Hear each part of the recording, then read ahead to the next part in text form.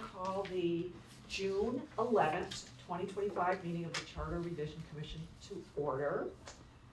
The first order of business is to approve the minutes, and we have the minutes of the May 29th meeting. And we just got them. I don't know if Joy has looked them over. So I don't know if everybody is ready to make a motion on that, or? I read them. I move we approve the minutes of May 29th. Maya has moved that we approve the minutes of the May 29th meeting. Does anyone have any suggestions or comments or questions? If not, all those in favor say aye. Aye. All those opposed? I'm not opposed. I'm gonna abstain because I was coming in a minute ago and haven't read them. I trust you. But I haven't even laid eyes on them. Thank you, God.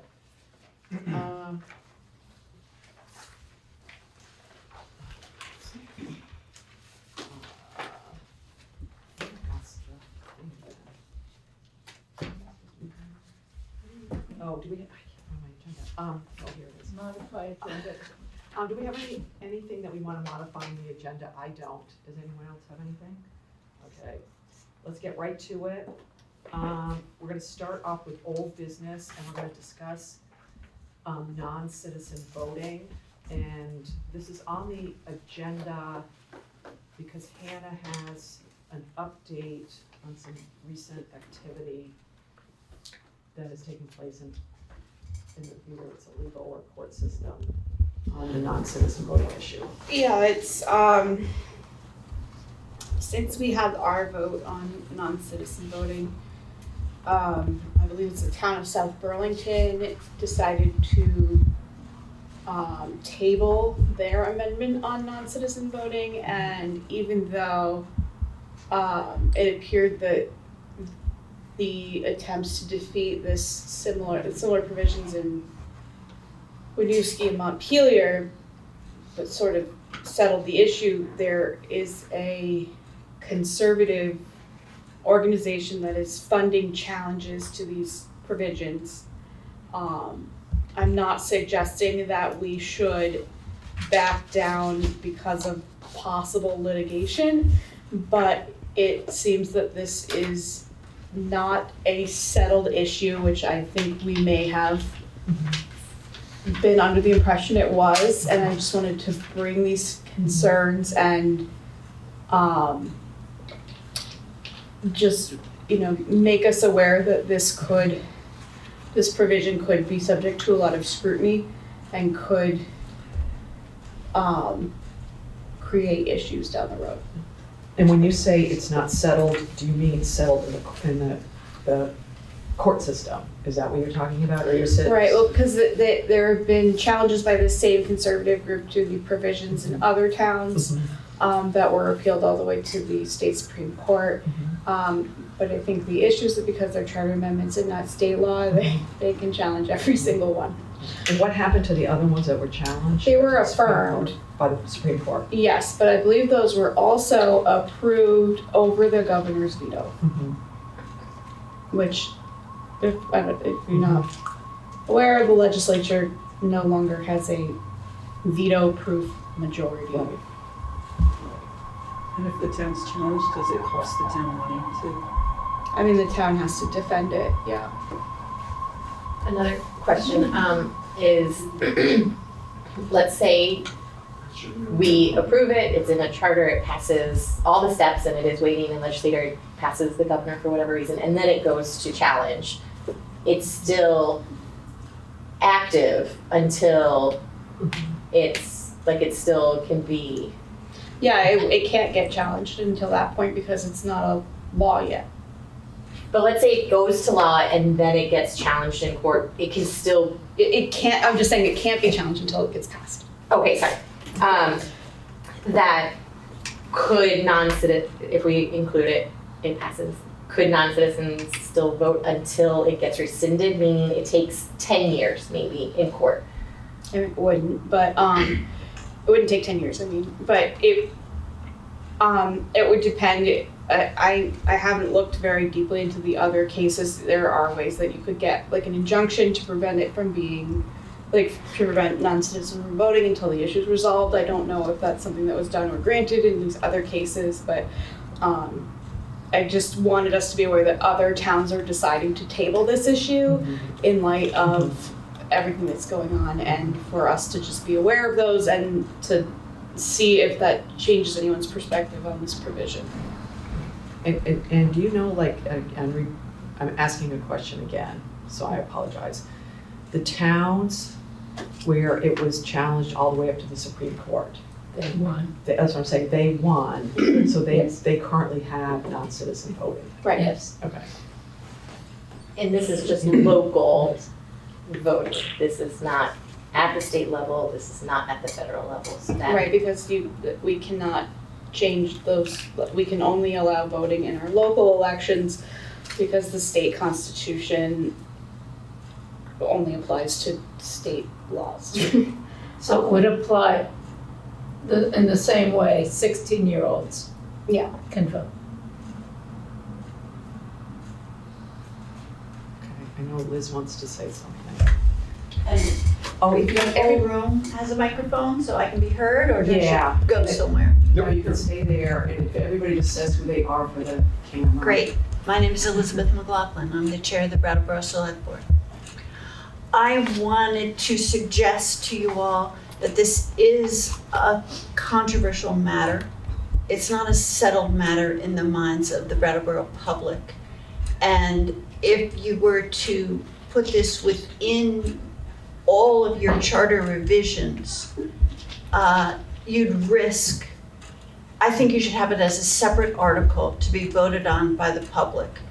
Because if you don't, then there's the risk that all your work will be in jeopardy to be voted down because this is such a controversial item. So just like the RTM question is a separate article, this non-citizen voting should be separate article so that the public can weigh in on such a controversial item.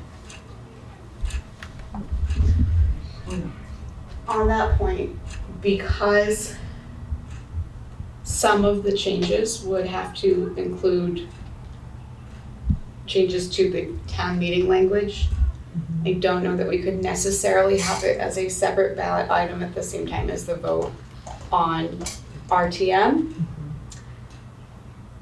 And so it could be something that we either just table for now, or we propose it after, as a separate matter once the town meeting language is approved. Just because there's language in there about like, non-citizen voters can be RTM members, and in the same way that all the provisions that apply to youth voters would also apply to non-citizen voters. And so it's. But we're taking, the RTM decision is on the same ballot with the entire charter. Mhm. And we know if people say, we know where we're headed right now with representative town meeting. We won't know for sure until June 25th. But what we voted on at the last meeting was to put a separate thing on, and we have to put the separate thing. We didn't vote to put the question yet, but we know if we're moving towards, if we ultimately decide we're not gonna recommend representative town meeting, we have to put the dissolve representative town meeting question. And then the charter is gonna have whatever the new form of annual town meeting is in it. So if representative town meeting isn't there anymore, the non-citizen voting will be as enmeshed in representative town meeting. I think You it know would what I still, it would still have to be in there as like they are members of the town, Right. but like I see what you mean. Yeah, Separate. if we go to open town meeting, Right, we have for to do that. example, Probably then have it to would, we'd have to Right. say Okay. non-citizens can Right. come to open town meeting and. So what you're saying, Hannah, is we'd have to have, like, there'd have to be another whole vote on a different day I mean, that's what I'm suggesting, I'm Yeah, not saying it's okay. what we have to No, do, but but just- I'm saying that that there might be confusion. Right. And that it would be difficult to present the exact language that would appear. Right, because it's all Because- yeah. intertwined. Well, when we voted for the 16-year-old vote, Right. That was separate. it was separate, and there wasn't any language in the charter at that time. It just says, I believe the provision was just that we approve 16-year-old votes can vote, register to vote, and vote in local election. I don't think there was charter language. It was to change the charter. It The was to decision that change- day was to change the change the charter charter. in that way. But the exact language was not in the, We should check, because if what Liz is saying, it could be something like on the ballot is that third question, do you want to include non-citizen voting? And if it comes up yes, then we can then something can get plopped in, just like it was for 16-year-olds, depending upon what was on the ballot for the 16-year-old vote. So we need to find out what was on the 16. do you 16-year-old. remember, Liz? No, but Hillary can tell you. Yeah, so that's And a, it's easy enough, you know, I just think you're better off with this plain vanilla, like the 16-year-old. And then whatever you decide about town meeting is kind of irrelevant. The point is whether these people can vote. I can look, but at least my understanding of the way that I think we might have to put the charter language, like I think, you know, the plan would be to have copies of the charter as amended, so Yeah. that's why I'm saying it might be confusing if there's like this sort of subsection, like how are you Right. distinguishing between that and everything else? right, And, you know, I don't think that we should back down in the face of adversity or fear of retribution, but I do think that this is a complicated issue and it affects relatively few people. I would hate to see that all of our work gets, right. you know, sort of dragged down by this one issue. So I think the key thing for us right now, and we can get this before the June 25th meeting, is how the 16-year-old What the language language was. on the ballot for the 16-year-olds was. And that'll help us like figure out. I still don't think, I think, I mean, we can look into it, but I don't know if that's straightforward, because if we're giving, like, here's all of our proposed amendments Right, on this one article, but not on the, like, I just think that would be confusing. right. And so we can look into it, but I just, Yeah, I just want to have it, I think we need to know what it said, because it'll make our decision. I'm hoping it makes our decision more clear for ourselves. Aaron, Aaron's District 7. I agree with Liz, if you're going to add in provisions for non-citizen voting, it should be a separate ballot item. I'm 100% opposed to it. I make no bones about that. And I became a little bit more concerned even when you said there's possible litigation and challenges. And now would the town would be responsible to fight Yes. whatever challenge in court? Like, we're already financially in a bind, like how expensive could that be? I don't know if it's really appropriate for me to answer this question, but. Well, it very appropriate. Well, I mean, you because got a bunch of citizens that are I work as a concerned. town attorney, and yeah, that's why. Peter, we'll let Peter. I don't work with Treasury. I appreciate the awkwardness for, if the relationship at the time of such litigation is the same as it is today and has been for a long time with Fisher and Fisher, between the town and Fisher as the town attorneys, then it's a retainer relationship, and so. So it doesn't matter if he puts 100 hours into it or 2 That's right. hours? Defensive litigation. Bob has always done a really excellent job defending the town against litigation without extra cost. But still, it's a pain in the ass, Exactly. And the town, frankly. yeah, Timothy Belknap, and the town is sued, doesn't, like, that comes down to money. If the suit is actually won against the town for that. This Yeah. wouldn't be a suit for money, this would be a suit for an injunction. Okay, understood. And I just had one additional point, and I actually passed it out to each of you, which is, I think if you're going to put controversial things on there, it's gonna piss off a lot of people, and that's just one notch down as far as getting your approval on your new charter, in my opinion. Okay, so I think what we'll do is we'll, put this on we'll get this information about the 16-year-old voting stuff, and then we've already, all we have to do is, I think ultimately the decision's gonna be, do we include it on the ballot? Or do we include it at all, where we go? Because we have the language, we approved back in August that we wanted to put it on, we approved the language in April.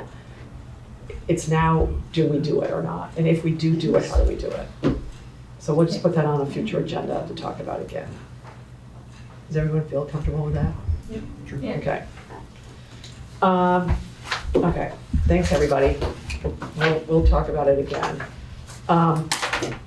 New business items, we are reviewing the sections of the charter related to the town manager and the select board. Just for context for everybody out there, we have been systematically going through every section of the charter. And Peter and I were the ones that looked at this, because of Peter's role as the town manager of Brattleboro for like 7 years, and I was on the select board for 6 years. So the two of us used our experience to go through this. And Peter, I'm gonna let you take the lead if you don't mind, and then Sure. I will add things. Please. I'll butt in. Great. Yeah. So, Correct or clarify? Yeah. Do we all have our color copy thing? Okay. Yes. What page are we starting on? The first proposed change is on page 3, related to the finance committee. It might be helpful to set a little bit of context for how Kate and I went about doing this. So we had some conversations ahead of time about the overall scope of the task, and then each separately looked at the existing language and our thoughts about things that might need to be added based on either our own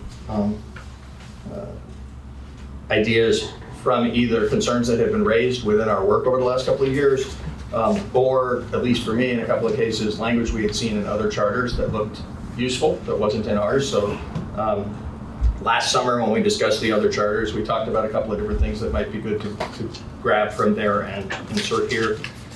So there's a couple of those that I'll point out as we go along. And then in order to have something to work from, I did a first draft of putting my thoughts down and things that I thought were our collective, based on things that we had dealt with in prior meetings, our collective perspective, and then sent that to Kate. Kate and I sat together and she had additional thoughts and we did tweaking of the stuff that I had originally drafted. So what's before you is our product to discuss tonight. One other thing I'd say by way of introduction, actually 2 other things. We're starting on page 3, which is not powers and duties of the select board or powers and duties of the town manager. There are a handful of places, beginning here, where there's language in other sections of the charter that speak to powers and duties of either select board or town manager. And so in those cases, we've recommended some additional language. In this case, actually, contrary to that, there's this and maybe 2 or 3 other spots where we previously made a decision that seemed related to the work of the select board and the town manager in a way that it might be helpful to reflect the language that had previously been addressed by the commission. So that's why we're starting on page 3. Our proposal here regarding the work of the finance committee is I've shown deletions related to the school district language. I know we're going to see a whole, the comprehensive addressing of that later. Can I've already got a comprehensive set of that we haven't voted on yet because it was sort of one of the last things, so I would say that we should not be making any of those amendments in anything we approve today. Sure, that's fine. Specifically then, so we'll have to then kind of feel our way through what is relevant to change and what isn't relevant to change. And maybe that speaks to discussing these tonight, but not acting on them, and bringing the school district piece forward so that we can address where there's overlap, but we can get to that later as a group. The point of this one is that we had talked earlier about the fact that the way this has worked, at least for a long time, is the finance committee working with the town manager and other town staff. So the way that this overlaps with the duties of the town manager and duties of the select board is the language of the charter had said work with the finance director and other town staff, and it's actually been work with the town manager and other town staff. So it's a And we had already said clarification of what actually happens. And we had already said we were gonna clarify that. Yes, in prior discussions of the Charter Review Commission. So that's why this piece is there. If the additional deletions of the language that's no longer relevant from the school district is confusing, we can bring this back another night where the two things are separated. I mean, my other issue with this is that this still has language saying that this is a committee appointed by RTM. Yeah. And if we're going to take that out, then this whole thing needs to be reworked, so I don't think that we're in a position to. So I agree with that. I'm sorry, I'm interrupting. Finish. No, I don't think that we're in a position to say yes or no to anything, because this needs to be reworked to reflect what we're going to propose. So we'll just need to decide what work we can get done and what work we can't get done, because I don't disagree with that at all, but it can be as simple as deleting the word representative. Town meeting can have a finance committee and it can do these things and work with the town manager to do these things. So I suggest we not allow everything else to get backed up behind the town meeting language issue, because we may or may not get done with that on the 25th. In any event, we're not voting on these piece by piece, so that's what that is meant to do. Yeah. It's got a lot of green on there, but the overall purpose of it was simply, the reason why it was included in our work that we brought forward to you tonight is because we had all discussed previously changing finance director to town manager in this section. There's also, as I noted, language that's been previously approved by us in an earlier meeting regarding the appointment of finance committee members. And I don't recall what that language is or which night that happened, so I didn't plug it in. I just said this would be a placeholder. That's something we need to do. And we were waiting on that in human services, whatever it is. Human services until we figured out RTMs. Right. Consolidation of services shows up on page 4. This is actually comes with some question mark for legal, but I believe, and we should confirm before taking action on this section, that there's nothing in here that empowers the town to do anything that isn't already allowed under statute. So from that point of view, an approach to our overall work, we didn't want to have things in here that are already satisfactorily addressed in statute. It seemed like it could come out.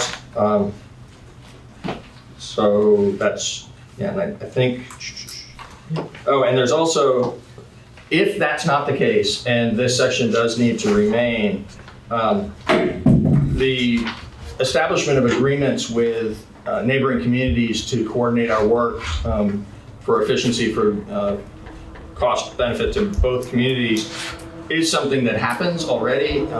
Sometimes it happens in relatively minor ways, like sharing pieces of equipment that are done just at staff level.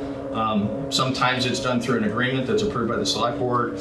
There's language in here that says that any such actions, regional affiliations, need to be approved by the town meeting.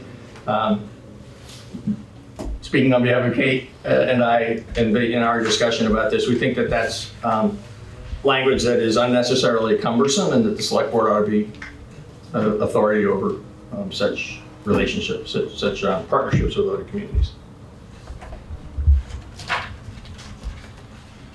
The next item appears on page 6, which is where we actually do get to powers and responsibilities of the select board. Both in the select board section and in the town manager section, we have recommendations that relate to, I'm not sure exactly how to, like the work of the board or the manager, as opposed to, strictly speaking, powers and responsibilities. And that actually was already true in, at least in the select board section. There's already all this language at the beginning in section 1 through 4 that doesn't speak to powers and duties. It speaks more to like governmental structural aspects of the select board.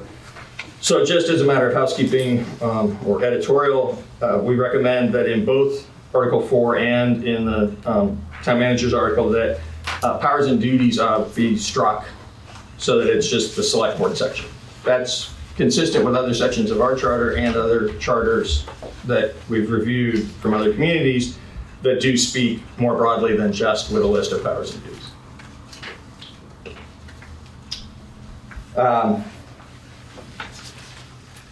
This is likely to become irrelevant when, in section 1A now, it's likely to become irrelevant after we deal with the town meeting language, but for now it's here, and we have a recommendation that if this language were otherwise unchanged, the word final adjournment of the should be removed related to when the new select board is seated. Our concern there is if there was a continuation of a town meeting, a representative town meeting on our current schedule, if it was continued past the Sunday of the weekend when it was scheduled, that it would, according to this language, delay the seating of the newly elected select board. And our recommendation would be to take that language out, so it's the Monday following the annual representative town meeting and would be the same Monday on which it has occurred over the years. Deanna? So my question is, if we don't have representative town meeting, which occurs 3 weeks after open meeting day, does the term still start the following Monday? Well, we haven't decided, Joy and I haven't talked about whether we should change the date. So what needs to be top of mind then is the impact of timing to make sure, so Yeah. then. Yeah. But it would seem that the select board that is seated for the open meeting presides over, is involved with that open town meeting, and at the conclusion, that gathering is the newly seated select board. So making sure some form of that gets maintained. But we haven't talked about dates or timing yet. Okay. So, because if we go with a hybrid, we'd have Australian ballot on town meeting day, and then open meeting might be sometime after that. Well, it'll be flipped. Yeah, or it could be flipped, The open town meeting happens first. If there's maybe. the need for that, the charter for budget is on the Australian ballot, then that would mean open town meeting could be before. Yeah, that's what I'm saying, we haven't figured that out Right. yet. You should talk to me about that, because there are actually different rules for if you're gonna hold open town meeting before Great. open town meeting day or after. And Perfect. so you can't just Totally. you gotta look at the statutes for that. I'd like to suggest that as we go through this tonight, because we decided last week that we would discuss the proposals that are coming forward from Joy and Maya a couple of weeks from tonight, and there's nothing in here that Kate and I are recommending that is in any way intended to address the representative town meeting, open town meeting, Australian ballot question. We're just, as a group, in a situation where we know that there will be some changes to these sections. We don't know exactly what those changes are going to be. For tonight's purposes, I'll try to be clear when I talk about one of these about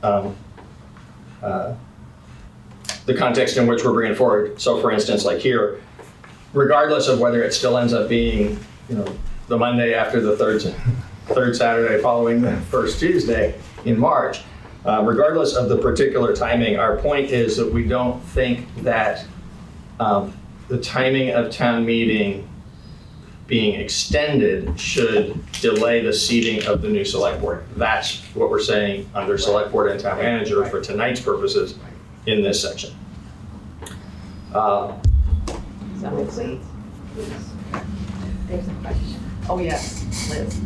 If I'm understanding what Peter just said, town meeting could go on and the voting of town meeting would be confused by old and new select board members. Would be confused by? Well, would they both be in attendance? I'm sorry? You're switching out, you're saying the town meeting wouldn't be the point of changeover between. It would. What I'm saying is we don't think that should change in a given year when they're made. So let me use this year as an example of what we thought about. This year, it happened that the original town meeting, and I'm going to speak in representative town meeting language because that's what we had this year and that's what informs this thinking, but I think it equally applies to whatever new system we might have.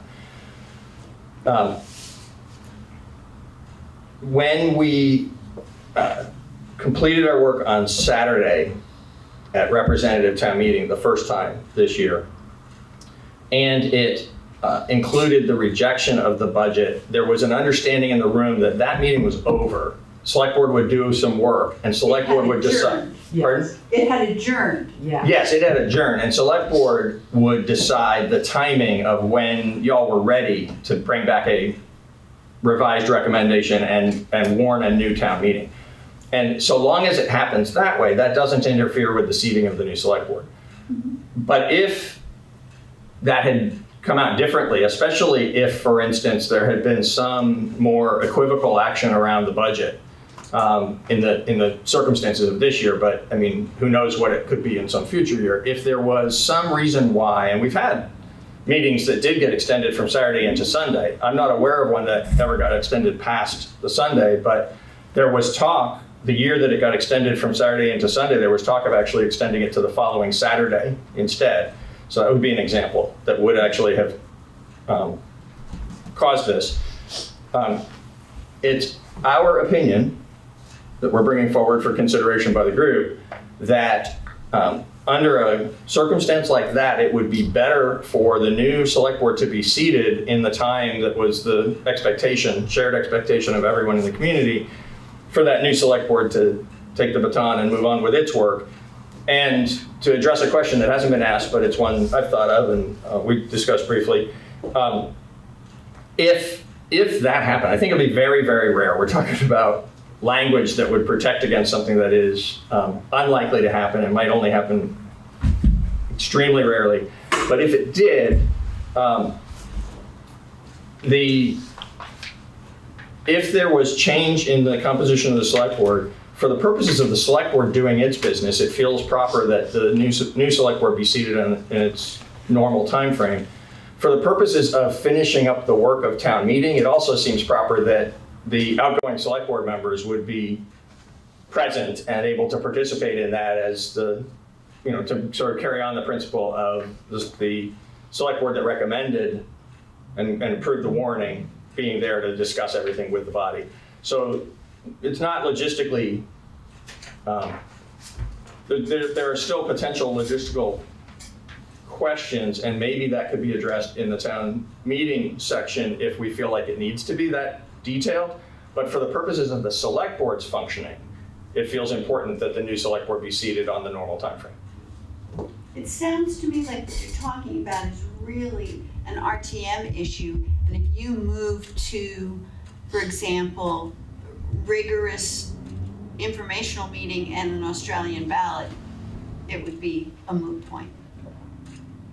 It might be, Right. and because we weren't speaking to town meeting changes, we were speaking to select board and town manager changes. The opinion we're bringing forward is it's best for the new select board to be seated on the expected time frame, whatever that might be. We got to get there together.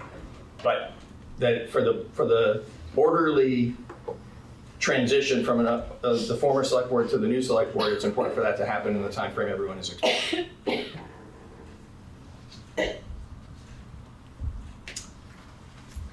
There's a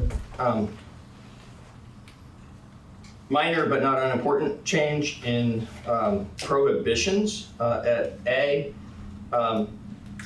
To avoid confusion, there's a couple of different places where we're trying to clarify what already exists. And to avoid confusion about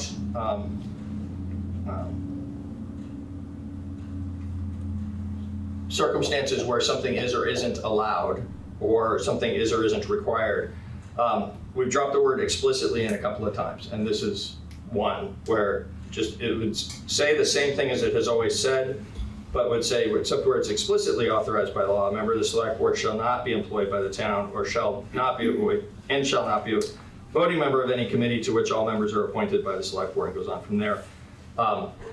Just to be clear, that there has to be some language that is clear on its face that says you can do this thing. Otherwise, our intent would be you can't. We lean towards using this language to provide the protection it's intended to provide. Hannah? You think that's it? I think that it's clearer to just say when authorized by law.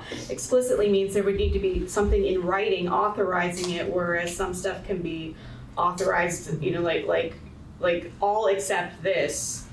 It's not explicit that the I just think that adding modifiers creates, but like it's either authorized by law or it isn't. You don't need to say explicitly. Like that just adds an extra modifier that could limit something unintentionally, I guess, is my concern. And so all I would say to that is, personally, I don't know if Kate would agree with this or not, because we didn't discuss it this way. Personally, this is like one of the very least important recommendations that we're bringing forward from my perspective. I'd be happy to not make this change, but I've explained the reason why we did and why you'll see it a couple of other times is because we think that it's important that there be as much clarity as possible and that we don't leave things to interpretation when we can avoid that and have clarity. But if Hannah is saying it doesn't do anything, I'm fine with like scratching it. Because there's like, do you get what it's like? It's like you can't prove a negative. Like, so if you say explicitly, then it would have to say like, yes, you can do this, but that doesn't like, you know, say like, well, you can do this except in these situations. Like, it just, I don't know that it's. I just, you know, if you don't need an adjective, you don't need to add an adjective. I guess is my thinking on it. Okay. So, at the risk of being argumentative, and I'm okay if, I won't even make the next point if the majority of you want to just move on and not do this change, but there's something I would say if you're interested in hearing. Say it. Then we'll I know if we're think what you're interested in saying hearing is it. compelling if the word was allowed.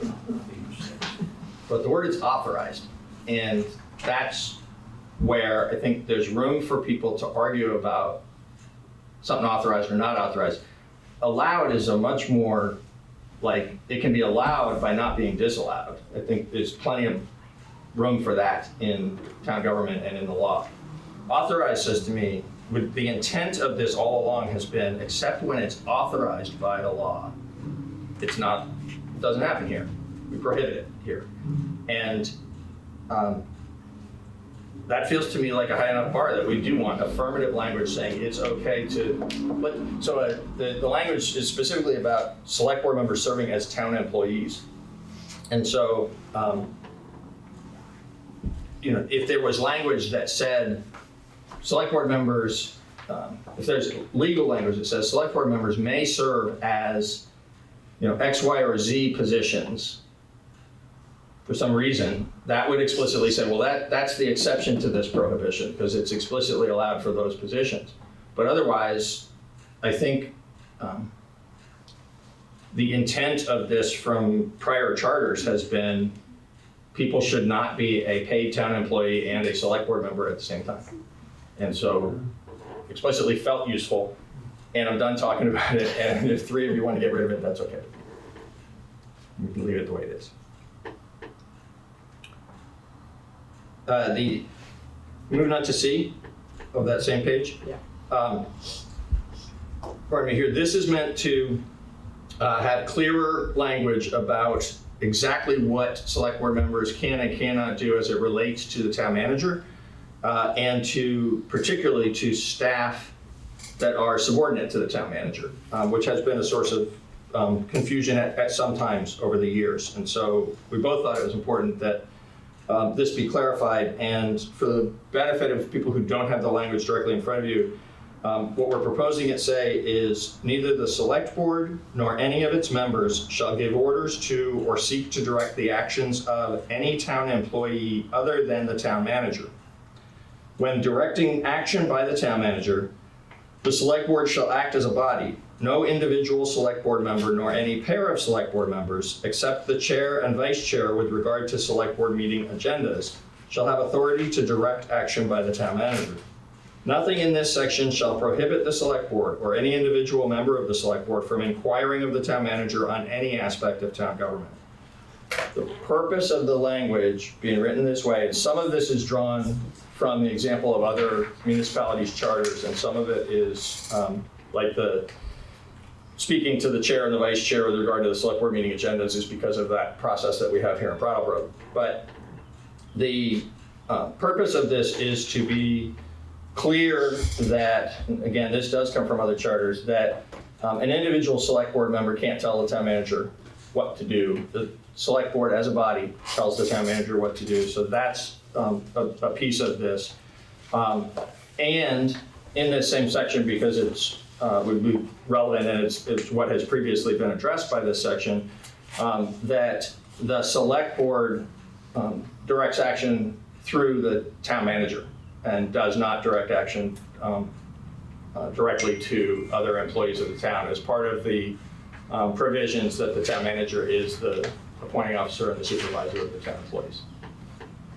Should Yeah. the word pair say combination of select board members, because it could be 3 people rather than pair, and that way you're limiting it to But actually, 3 is a quorum. well, on a vote of the select board, it might be a 3-2 vote, and 3 in that case would be They can do it. directing. Okay, So that's why we chose this language. It's not meant to suggest that 3 could do that outside of a meeting, but I think that's adequately addressed already in the public meetings law, right. that they can't take action except in a public meeting. Okay. Anyone have a question? I have a question, so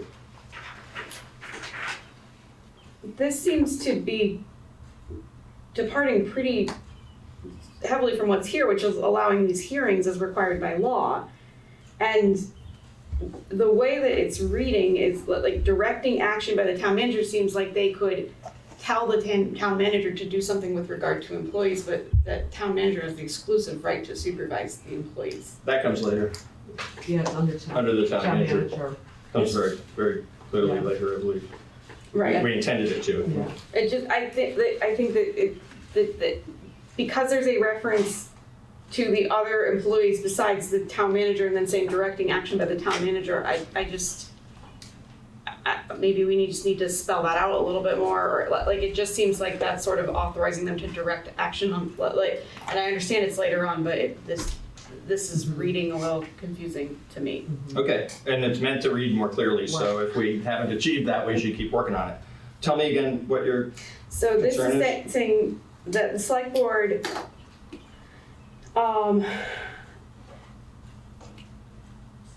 I also think that they should just say the select board shall not give orders. Like the neither, I mean, this is, I'm just being nitpicky, but like, I'm just thinking about it as I'm reading it, but the issue is that this says that they can't give orders or seek to direct the action of any town employee other than the town manager, but then says direct action by the town manager. Right. they're not directing action to, like, directing actions of the town manager, it sounds like they're saying to the town manager, you do this with regard to something else. Yes, Well, which they do all the time. Right. What we're actually trying to achieve here is making it quite clear that that is the thing that does happen and must happen, is for the select board to be able to tell the town manager, do this. More than 3 or more of them. 3 or more of them, not any one of them Right. or any 2 of them, except as it relates to the agenda. Right, but they can't go messing around, like a select board member can't go over to Public Works and say, hey, you guys, start filling that hole over here. Right. You know what I mean? Right, but this makes it sound like you could say, hey, John, you go tell them to do that.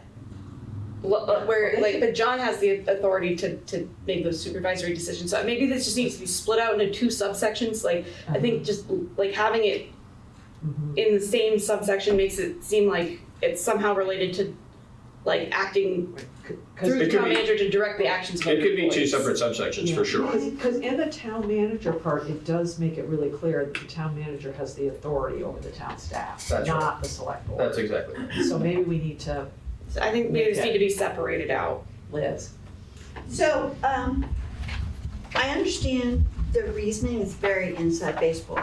I'm sorry? It's very inside baseball. Yeah. This passage. But the reason why it's in prohibitions is for a very particular reason, which I think you might talk about the first half. And the reason why it's prohibited is town manager's responsibilities. Yep.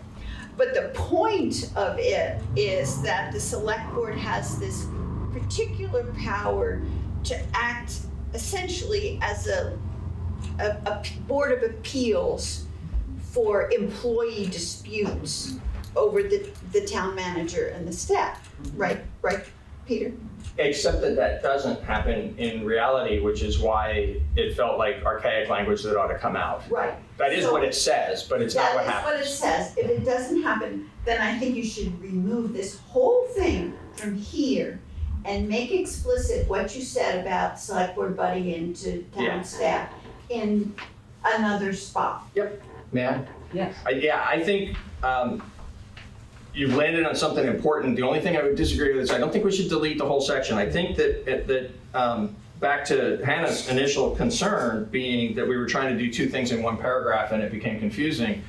I think that the change we should make in C is simply to make it clear, as it says here, that the select board nor any of its members shall give orders to or seek to direct the actions of any town employee other than the town manager. That is a prohibition. You can't go telling staff what to do because your relationship is with the town manager. And then the part about how the select board directs actions of the town manager should go elsewhere. Yeah. Totally agree. So we put a box around it, we'll find the right place for it, but thank you. Yeah. That's good. Does that sound better, Hannah? Yeah, I think that was just that you have this sort of like way of doing something in this section on things they can't do. No, I think that's a Yeah. totally valid point, and I think we've landed in a better place, and we'll figure out where to put the second piece of it. Heidi? Can I just say, what was confusing to me, and after you clarified the first time, I realized what was confusing me is that when I read this, it was more what the members of the select board cannot do outside of their function in a meeting as a select board. Right. And so when you say 3 can, because 3 can vote on the select board, that's true. But the way it reads to me, it feels like it doesn't address decisions of the select board versus select board members coming into somebody's office and saying, I want you to do this, Yeah, which they shouldn't be doing. right. So I don't know if that helps how Yeah, you clarify well, anything, so but that's how I read it. To use the pothole example that Anna raised, it would be inappropriate for the select board to, even as a body, Right. to get direct into somebody. that level of detail of direction to the Public Works Department. But those kinds of actions happen all the time, not usually that granular, but to some significant, like picking which street to pave. Public Works will come and sit at that table and show a list of 8 streets we're gonna pave this year. And the select board will have a conversation about that. It might land in a place where it's different. There's a couple that come off and a couple that come on, or maybe not. But those kinds of decisions are perfectly appropriate. That's the policy level deciding of like what work is to get done. The date it's gonna get paved and The mechanics of getting it paved are between the town manager and the public works director. So this is meant to speak to that in the prohibition part. And then we'll get to how It's the not actions clear. occur in communication between the select board and the manager in a later part. Peter, before you Yep. go on, Sure. make sure everybody signs the clipboard, please. If you just come in, please sign the clipboard. I will sign it before I leave. Okay. It's one thing maybe we should consider, since this is like our first discussion of this and we're gonna come back to certain pieces of it. I'll volunteer that I'll go look at some alternative language even to what would be in the prohibition piece. It's often called in other charters, we don't have a non-interference clause, but it's often referred to as a non-interference clause where the language is along the lines of select board shall not interfere with the operations of town staff, blah, blah, blah, which is, under the supervision of the town manager. We thought this language was clearer than the language we've seen in some other charter, but I'll take another look at that based on the conversation we've had tonight and see where we land.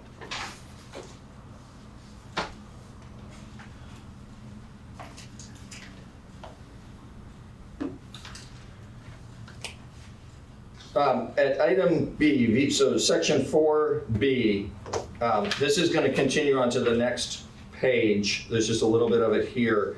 But there's two things going on here. One is that this is a paragraph that refers to the extraordinarily rare situation, I'm not aware of it ever having happened in Brattleboro, but it's provided for in charters because it could happen that a select board member needs to be removed, or at least that the select board believes there needs to be consideration of removing one of their own. And so there's language in here that we're not recommending get touched at all related to the potential causes of that action and a little bit about the process that would be followed. There's two things we do think need to be changed. One is just wrong. It says that the board is the judge of the election and qualifications of its members, and it's not the judge of the election. The town clerk is the judge of the election. So the board is the judge under this section of the qualifications of the members because it determines whether a member is still qualified to sit. So we just proposed removing election and for that reason. The more important change in my mind is the sentence that we propose to add, because in the current language that speaks to the process by which a member would be removed, it doesn't speak to the process by which a member would be advised that there's going to be. So there's a hearing process that's envisioned here and the production of evidence. And so it speaks to that being required, but it doesn't speak to how somebody would be alerted to the fact that it's going to happen. And so the sentence that we're proposing to add would say, the select board shall consider requiring a member to forfeit their office only after a majority of the other select board members have voted in the affirmative on a motion explicitly stating the reasons for such consideration. So the obligation of the other 4 members is to have at least 3 of them vote that for this list of explicitly written reasons, we're concerned enough about a situation that it kicks in the rest of what goes on here in terms of having a review of whether or not a member would continue to sit. Okay. Oh, Liz. I would just, this is fine with me, I would just suggest putting that last sentence before the next to last sentence, so that the person is awarded the right to a public hearing and then the select board votes.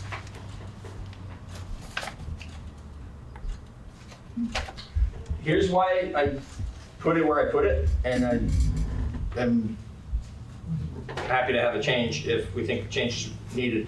The thing that was missing was giving the fair warning to somebody that they might get removed and there's going to be a process. And so it felt like it was important to say that you get warned and then you have a right to have a hearing.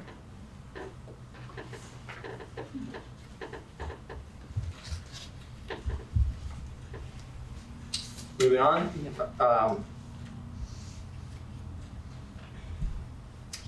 At section 5A, we've already made a change, and I neglected to put it in, so I just wanted to shout it out to those. If there's anybody in the community who's following our work so closely over these many months, that in your own notes, you know that this happened, then you get the prize. And because that's so unlikely, I wanted to make sure that the public that's engaged in this part of our conversation knows that months ago, we, the language here, give me just 1 second. This goes back to last September. We had discussion a couple of different times, actually. It goes back to last September and October was when this particular action occurred. There's one more time like this that's going to come up in a minute. Time when we had discussion of this first meeting language of the organization of the new select board. And there had been a concern raised to us that we had a lot of discussion about over a couple of different meetings and decided we thought was really valid and important, that the select board's rules of procedure, which, speaking of inside baseball, had been that's been a document that is really well known to select board members and senior staff, and something that we work with regularly, the town government works with regularly in terms of having published processes by which the board does its work as a matter of fairness and transparency. That's been going on for a very long time, but there's no place that requires it. And so it was called out to us like, the charter ought to require that there be rules of procedure. They don't always have to say what they say now, but each select board ought to declare to the community, these are the rules we're going to follow this year. We thought that was right, and so the language that we approved at a prior meeting would be a second sentence following, the language in this section is, at the first meeting after their election qualification, select board shall elect a chair, a vice chair, and a clerk. And we're proposing to add language that says, within 30 days after that meeting, the select board shall establish its rules of procedure for that year. I think that came from Ian Goodnow.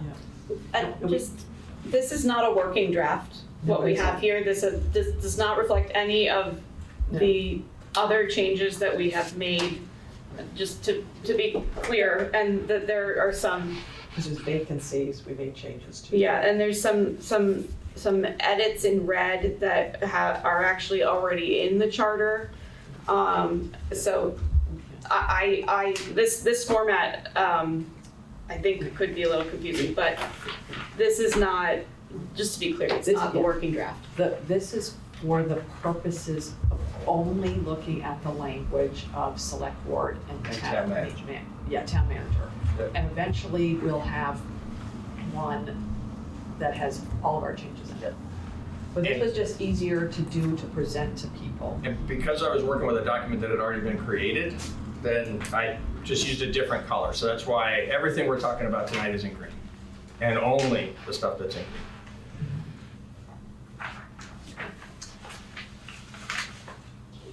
Oh. Wait, wait, what's it, Ken? It's Ken Fay, District 8. I don't know if this is a good time or to ask, but I'm curious as to the terms of the select board. We had a discussion. You did? About, I missed it? Yes, you missed it. Okay.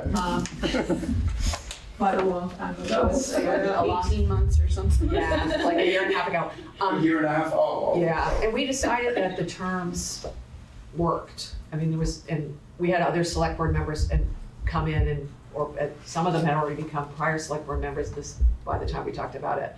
But there was general feeling that there was no reason to make any changes to the terms. Oh, okay, I ask only because, the legislature are two term, everything, the governor, they're all in sync. Well, it keeps it so that there's always. It's staggered. Yeah, it's staggered, and so there's always somebody with experience, you know what I mean? It's works well, like you're not having a total changeover, no, actually you wouldn't hold it. little changeover. There would always be two continuing on, and then the other two seats, rather, is the three-year seats in staggered, and then the other two seats could be turning over every year, so that we thought it has the happy medium of being sort of like the public is able to create change when they think change is needed, but there's also some continuity for people who actually like better understand the work of the board. So we landed there to keep the term structure the same. We also gave explicit consideration to whether to increase the number to 7. We were urged to consider that. We did consider that, and we think 5 is appropriate. Okay, because my thinking was that because of the staggered nature, you cannot clear the board. You know, like if the public is really disappointed with the board, they can't just clear it. They have, you know, because of the nature. And also with the staggered nature, you know, the continuity, the very fact that most people who are running for board aren't coming off the street. They're pretty much at the meetings. I would think they're very, very active. So I don't know how much that, you know, the quote unquote inside baseball there is that would need to get people up to speed. But that's my 2 cents. Sorry. Thank you.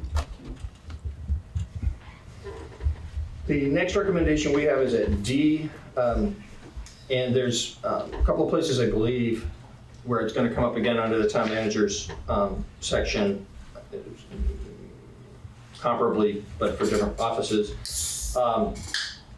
But this speaks to the concern we've had ourselves and heard lots of from the public that there, regardless of what kind of town meeting we have, there seems to be business that's put before town meeting that is not meaningfully addressed by town meeting because it's,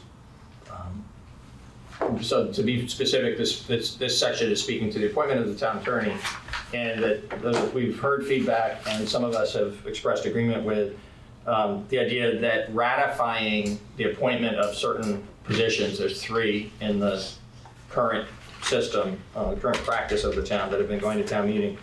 The town meeting is not the best suited to make that decision, even as a ratifying action, and then it just takes up space in that meeting. And so we'd like to suggest that the select board is best suited to appointing the town attorney, and that the town manager is best suited to appointing the town clerk. And it has been the long-standing practice of the town that I think ever since the town moved away from having an elected treasurer, it's been true that the finance director is also the treasurer. But we go through this ceremony each year of declaring that the finance director is going to continue to be the town treasurer. So it's our suggestion that in cleanup, we'll get to the part about the treasurer and the clerk under the town manager section, but here that we just change the section about the town attorney, appointment of the town attorney, to say the select board shall have the power to appoint and remove a town attorney. The town attorney shall, and then the remainder of the section is as it currently is. We don't change anything substantively, except that the appointment by the select board would be no longer subject to ratification by town meeting. And of course, that's on the table for Joy and Maya also. I don't want to make any substantive changes, but I do just want to make an editorial suggestion, which is that this should say remove a town attorney, comma, which may be a law firm, and take out those parens, because I don't see why they're necessary. Sure. Yeah, gets us to the same place. Liz? Oh, Liz, yes. I think that's a really smart move, but I just have a question. Has the town attorney ever prosecuted crimes that were not prosecuted by the Windham County State's Attorney? You'd have to ask Bob, but I can't I mean, I can't see when the Windham County State's Attorney wouldn't want to prosecute something. Right. A lot of times in those situations where a state's attorney declines to prosecute something, the Attorney General prosecutes it instead. or vice versa. I would just question number 2 as being actually real. Sure. Everything else, I think it's a great idea. And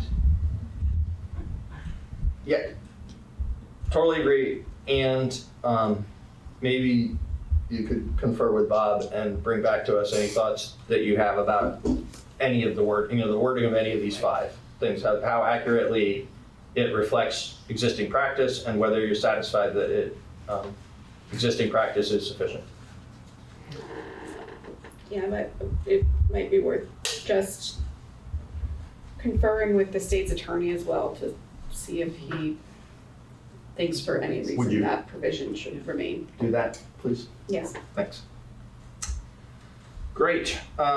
So also on page 7, this is a decision that had been made previously and is just reflected here editorially.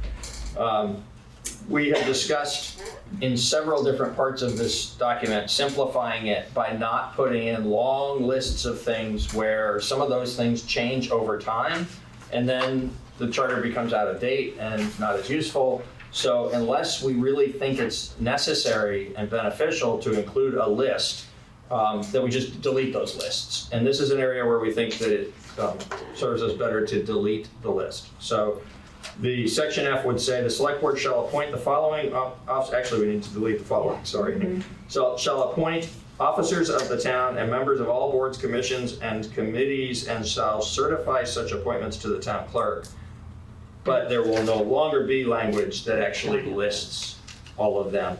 Can I just, Please. Yes. I think the sentence that all vacancies shall be published at least 10 days before they're filled should stay. So I was just about to speak to that. If, as a group, we think that it's important that there be some publication requirement, I'd urge that we bring it into the 21st century. Yes. I thought we would just knock it out. There's 3 separate places, I think. There's at least 2, and I think there might be 3 separate places where this language occurs. What Maya's speaking to is all vacancies shall be published in a local newspaper at least 10 days before they are Doesn't have filled. to be newspaper, it can be, Yeah, right. shall be published. Totally. But there's, Legal notices do have to be published in the newspaper. Yes, they do, yeah. So it begs the question of whether filling vacancies on various positions is subject to legal notice or ought to be subject to legal notice. And Yeah, right the now, work, it's the just, work, right now, it's just put on the town website and it's published in the Reformer and the Commons that the following committees. because the Reformer and the Commons are papers of record for the town, so is Yeah. it there because it's legally has to be there? And if it legally has to be there, do we have to put it in here because it's legally necessary? Well, but it,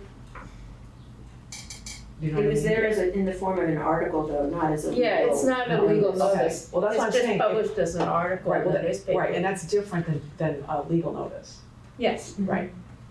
so, and the select board's appointment of people, in some cases, these are positions, in other cases, these are committees or commissions. It's a very transparent process. There's an application process and the board discusses who to appoint and then votes on it in public. But people need to know that there are vacancies so they can apply. May I? Yes. We happen to have an expert in the room, which is Seth, who does this notification. Seth, would you tell us the procedures that you usually follow? Sure. So there is a press release that does go out, and again, to that point, it's not a legal notice. It's just something that would appear in the newspaper. There's also the website, social media. So there's various avenues that we do publish it without having a legal notice.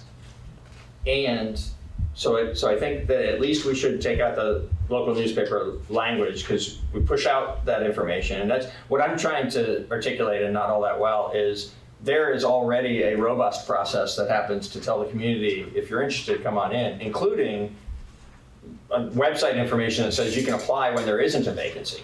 You know, put an application in so you can be considered. And so this is not in any way meant to be critical of what the town does. In fact, it's meant to acknowledge What the that, town does. that this language for a charter seems excessive and tied to the 20th century medium of the local newspaper. If we take out in a local newspaper, all vacancies shall be published at least 10 days before they're filled. Subject to public All vacancies are subject to public notice? public information, because notice is kind of an official term. Yeah, that's make it into legal. Yeah. But I think there ought to be something. How about post it on the town's website? But No, but someday the that- website will be obsolete. That ties it to the times, like technology. Yeah. Yeah. I'm sure you can wordsmith it again, think on it, but the desire that it is The only publicly thing- notified. Right, it's sort of like all vacancies, I just had a word. Or the public shall be notified of all vacancies at least 10 days before they are filled. And that leaves it totally That's good open language. to in what manner you do that. Or what, what use a newspaper or. The public shall be notified, that's great. Good Heidi.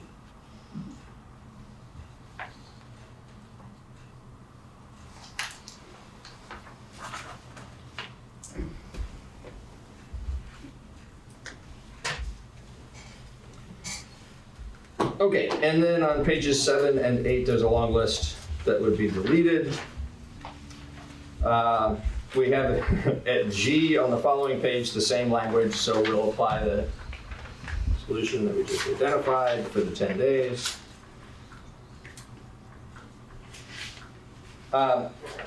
This was a thought I had just before we were sending this to you. You'll recall that this was transmitted shortly before our last meeting, and then we had a long discussion last time about town meeting, didn't get to this topic.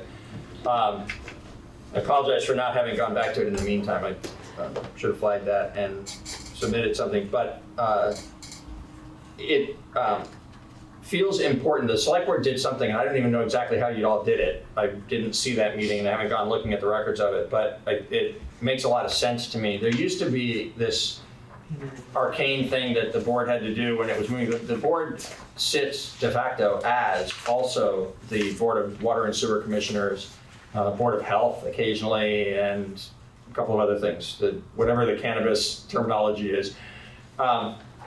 And the current select board has done something that in real time has made it possible for them to not have to adjourn as the select board and go into a meeting as the Water and Sewer Commission, and then adjourn as the Water and Sewer Commission and go back into the meeting as the select board. And it's annoying to everyone involved in it. It takes up time in meetings and it's a distraction from the work.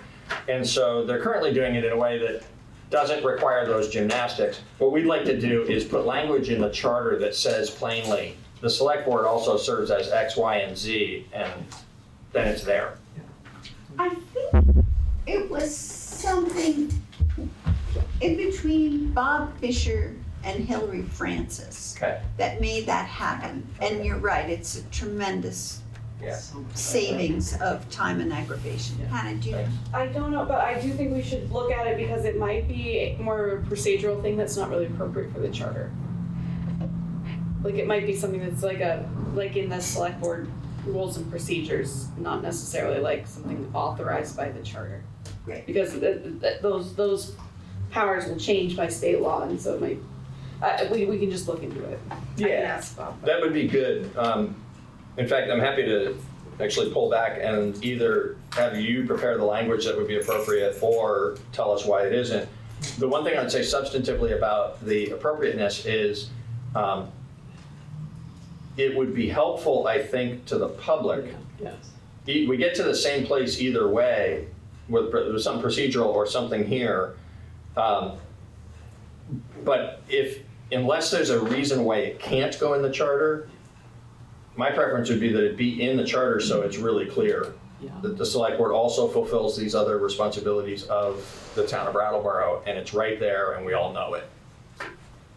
So, but And that's happy why- to defer to you and Bob on Yeah. the content there. Because I was the one that noticed it first. I was like, wait, they do all this other stuff. So, Yeah, and That's this fine. isn't, because the health commission isn't mentioned. another thing. Yeah. That's why Yeah. if It was we, a placeholder, that's Yeah. all. Yeah.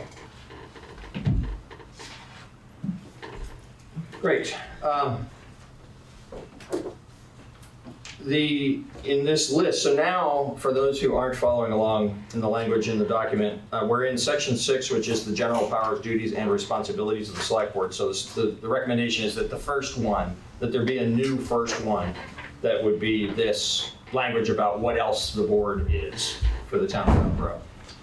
And then there's a long list. It goes on actually into double-digit letters. So it's, more than 26 different specifically listed things that the select board is either obligated to do or authorized to do. A few of which we're recommending changes to, most of which we're leaving untouched. But one, because of the recent change to, and actually it's not so much because of the recent change, actually, it's because to update for more modern terminology and accuracy. In the section D that says, which is actually section C for those who are looking at an unedited version, to establish and maintain a rescue service, including quarters, vehicles, and equipment, and to provide for an ambulance service. And it goes on from there, and the appointment of, and the appointed emergency medical technicians is what it currently says. Suggesting smoother language through the appointment piece, and then adding the word paramedics, because there are both paramedics and emergency medical technicians, and the distinction between the two is important in terms of level of authority and expertise. And so it would read, if it gets approved in the way that Kate and I brought it forward, to establish and maintain a rescue service, including quarters, vehicles, and equipment, and to provide for an ambulance service and for the appointment of paramedics and emergency medical technicians. Paramedics are actually EMTs. I'm sorry? Paramedics are EMTs. So EMTs are EMTs B, A, or P. And they're all EMTs. So you're saying we don't need the word paramedic? EMTs are either EMT basic, EMT advanced, or EMT paramedic. That's officially It's not a different certification? They're all three different certifications. Yeah, I understand that. But they are all I understand the difference between the two types of EMT, but EMT B, A, and C, and P. do you call them in the new service? Do you call them EMTPs? They're paramedic is. I know it is, and they are. Usually, the vernacular is to call them paramedics. Yeah. But in this, if you look at the certifications, if you look at people's licenses, Yep. it says EMT A, EMT basic, EMT advanced, or EMT paramedic.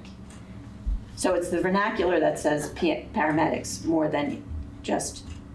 But the actual is EMT A, B, A, or P. I think we should go with. You might want to ask the chief. He might have a better one. I think we should go with the vernacular, the Latin being too difficult. It's The not Latin being too difficult, we should go with the vernacular here. Yeah. It's not Latin, but that's just officially That's a on. joke. Yeah, I hear you. And actually, so this speaks to my ignorance of this because during my time as town manager, we didn't have a rescue service. In Florida, I just want to say from a certification process in Florida, where I was familiar with this, paramedics are a different creature entirely. If that's not true in Vermont, we might want to be careful about our wording, so I'm happy to double check On the with that. website. But yet, Check with- for the purpose of transparency about what this is empowering the select board to do, it feels still appropriate to use that vernacular distinction. We should We'll check. talk to the chief. We'll check with the fire chief. Yeah. Or you can try to look on the Vermont. We'll check with the fire chief and whatever he says. Sounds good. Who's gonna do that? Do you want me to? I'll Sure. check with him. Make it simple. Good. We recommend deleting to establish health services as provided in 24 VSA Chapter 69 because by that very reference, it feels like it's duplicative of what's already authorized by state statute. If there's a reason legally that this is actually an important bootstrap, then we can keep the important bootstrap. But we were trying to be consistent with the desire we all had agreed upon to take out of this things that were just restating state statute. Same thing comes up in. I cannot, sorry, I'm not ready to move on from that. The ability to establish a rescue service is that same statute, so. Oh. Okay. I think that maybe the better course of action would be to bootstrap that into the previous section and say, like, or any other health services as provided by 24 VSA Chapter 69. Sure. So we're combining D and E. Because Sure. this is one of these things where this list is really meant to be helpful and to sort of consolidate all of these powers in statute. Yeah. So as opposed to some of the other places where we're trying to take out those references, in this instance, I think Yeah. it would be better to leave it in. That sounds great, especially with the way you described how it can be consolidated and address what's already addressed in a consolidated manner in statute, so.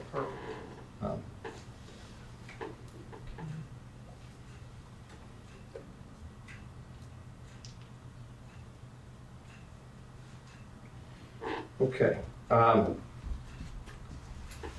At the end of G, which talks about providing for the maintenance and repair of water, sewer, and stormwater drainage systems, and going on to speak in more detail to that, there's a parenthetical statement that says, as provided in Act number 180 of the 1943 session, as amended by Act number 123 of the 1975 session, and we recommend deleting.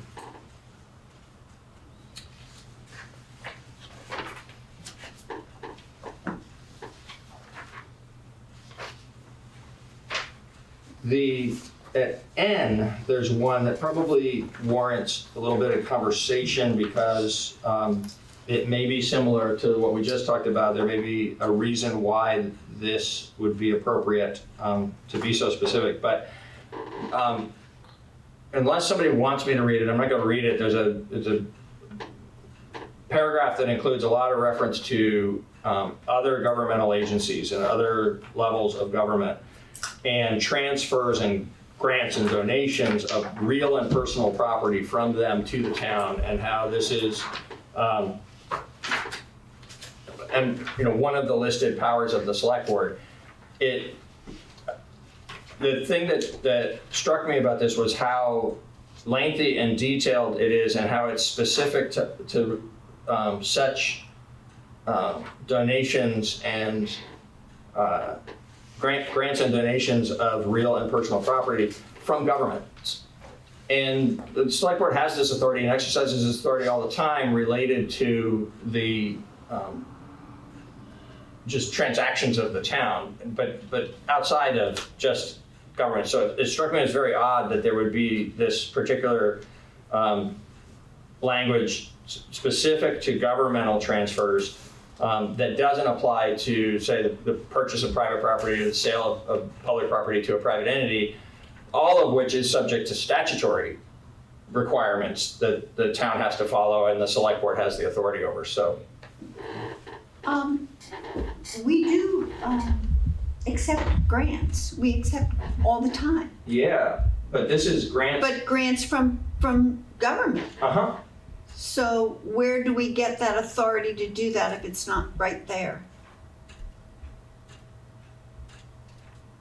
Like, we approve proposals Sure. to be sent out to receive grants, and then when they come back and they've been awarded, we accept that money from the governmental entity.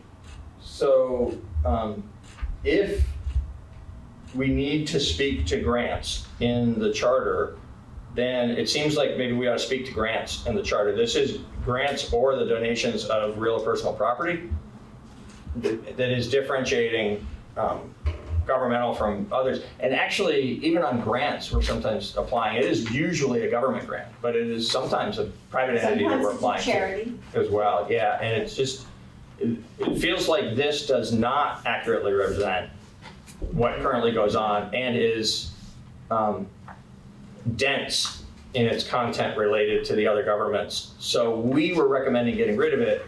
A very reasonable alternative would be to streamline it and to focus on the grants. I would agree.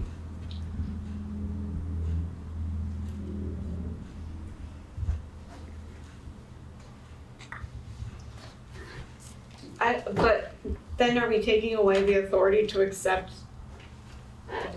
private donations? Oh, yeah. You know, Only if may it's not allowed in statute. You know, Dr. Tortolani brought up at town meeting how important it is for everyone in town to know that if they should choose to give the town more money, they're certainly welcome to do so. So you should definitely include that in your streamlining. Yeah. And we could speak to that by having it be, that also speaks to the concern of how heavily this is emphasizing governmental, other forms of governmental organizations. I think the point is speak to grants. We could say grants and donations, and public and private, and squeeze it tight. Have it be a sentence or two that's just clearer as to what we really mean. So, is there any reason not to do that? I mean, I don't think there's any reason to not make it more concise. I don't see why we should take it out or why we should limit it to governments when this authorizes donations from public, private corporations and individuals. Like if someone wanted to donate land to the town, this would empower the select board to accept or reject that. Yep. Or leave money in their will. Pardon? Or leave money in their will. Right. Yeah. So I think we can get there easily. Yeah. I'll put a paragraph together and run it by you. I don't know what this thing at the end about reference Article 7. Yeah. I don't know what that is. I mean, Article 7 is the finance section of the charter, but it doesn't seem to be related to this in any way, so I don't. It might be something that disappeared in a prior charter review. So again, this seemed a problematic paragraph. I think we've landed in a better place by updating it rather than deleting it. So I'll draft that language and run it by you before we bring it out for the whole group.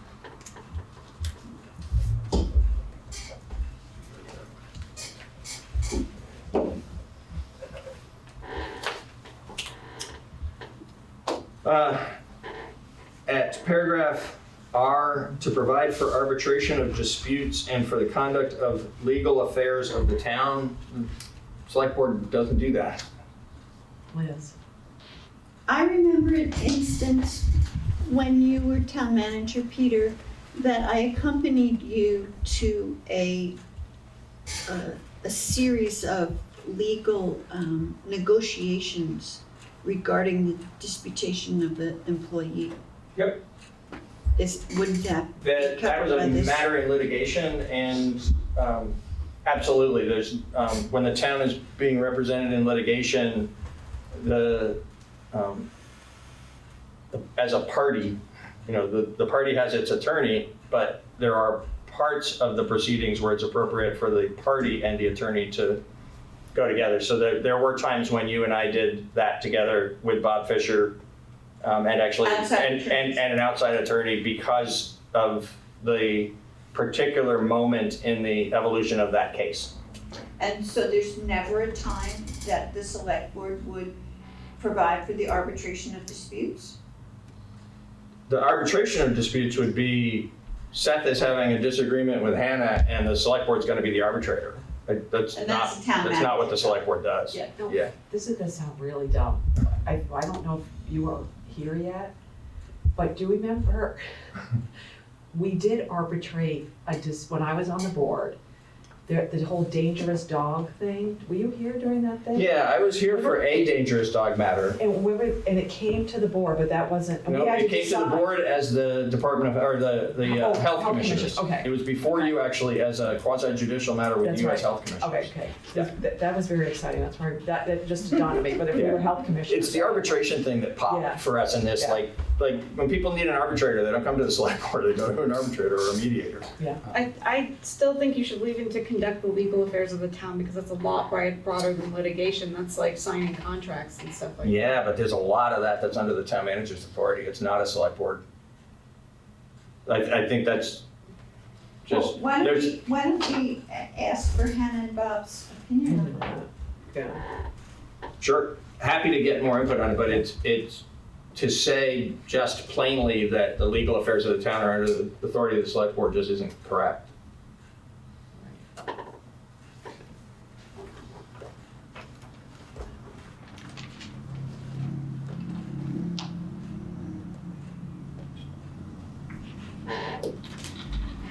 may sound morbid, but in the current situation when we have no assistant town manager, if something were to happen tomorrow to the town manager, then who would be making, I mean, I would think there would be certain situations that would come to select board. Yeah, but we didn't have a town manager for a year and a half Right. when we Right. didn't have Peter and the select board did what they had to do So to did- make things work.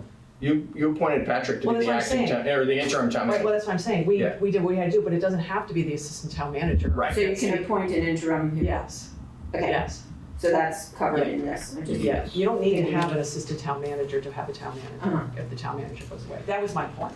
Okay, point well made. This may be too much detail, I apologize if it is, but it might be helpful for those of you who care this deeply about these details.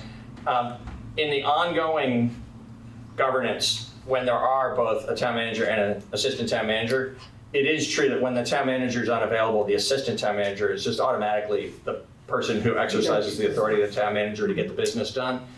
In the absence of a town manager, the select board decides whether to appoint the assistant town manager as the interim town manager or whether to appoint somebody else.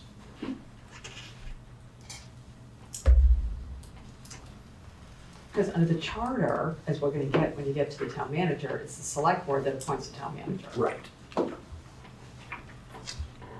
Okay. The S&T work together and are currently not worded in a consistent manner, and so our recommendation there is to, in T, remove the unnecessary reference to, we think unnecessary, unless advised otherwise, the reference to statute here, and just have it say to adopt personnel rules for town employees. And because that's so nice and short and clear, to have the financial procedures be made consistent with that, and have it say to adopt procedures for all purchases and sales for the award of contracts and for borrowing of money when authorized by the legal voters of or by law. All of that language except the word adopt is already there. We're just trying to make it, the select board adopts purchasing procedures and adopts personnel rules.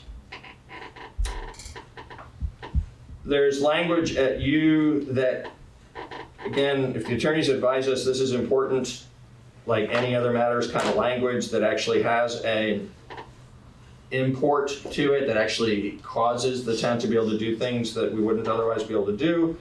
Happy to keep it in, but what we're recommending is the removal of to provide for all other services that would otherwise be performed by an elected auditor, including the production of an annual town report, because it feels duplicative of the systems we have in place that exist under statute for functioning without an elected auditor, to do the things that need to be done with the CPA firm that's hired to do the annual audit and with all the financial requirements that the town abides by that are in statute. Happy to leave that just flagged as something you might come back and tell us ought to stay in or be updated instead of deleted.